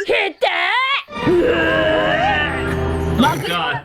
勝ったのは松本ゴーゴー。 Her eyeball popped. Yeah! さあおいで帰ろ大丈夫なの？うもちろん今まで溺れたり刺されたり圧迫されたり火をつけられたり火をつけられたまま溺れたり宇宙に打ち上げられたり爆発させられたりしたがいつも大丈夫だったよ朝になれば元気だガーガー。おめでとう君の勝ちだ松本ゴーゴーじゃあバイバイ飛んだぞ。あの二人無事だといいけど。ゴ He's- ー he ゴーちゃん fucking すごいわ。 flies. ちっちゃな勇者ね。ありがとうなんて美しいんだ今なんと肯定こよく聞こえなくて。だから美しさに感動していたんだ親の純粋な愛を見るのは昔を思い出すようだママアイス食べたいああ、記憶を美 Why 化 is してる感じですね。 it? Why is it a storyboard? ろくでもないバカガキだおいちょっと待てあの女見覚えがまさかそんなバカなじっとしてるのゴーゴー。ほら。で、ママ、コロとはどうなったん？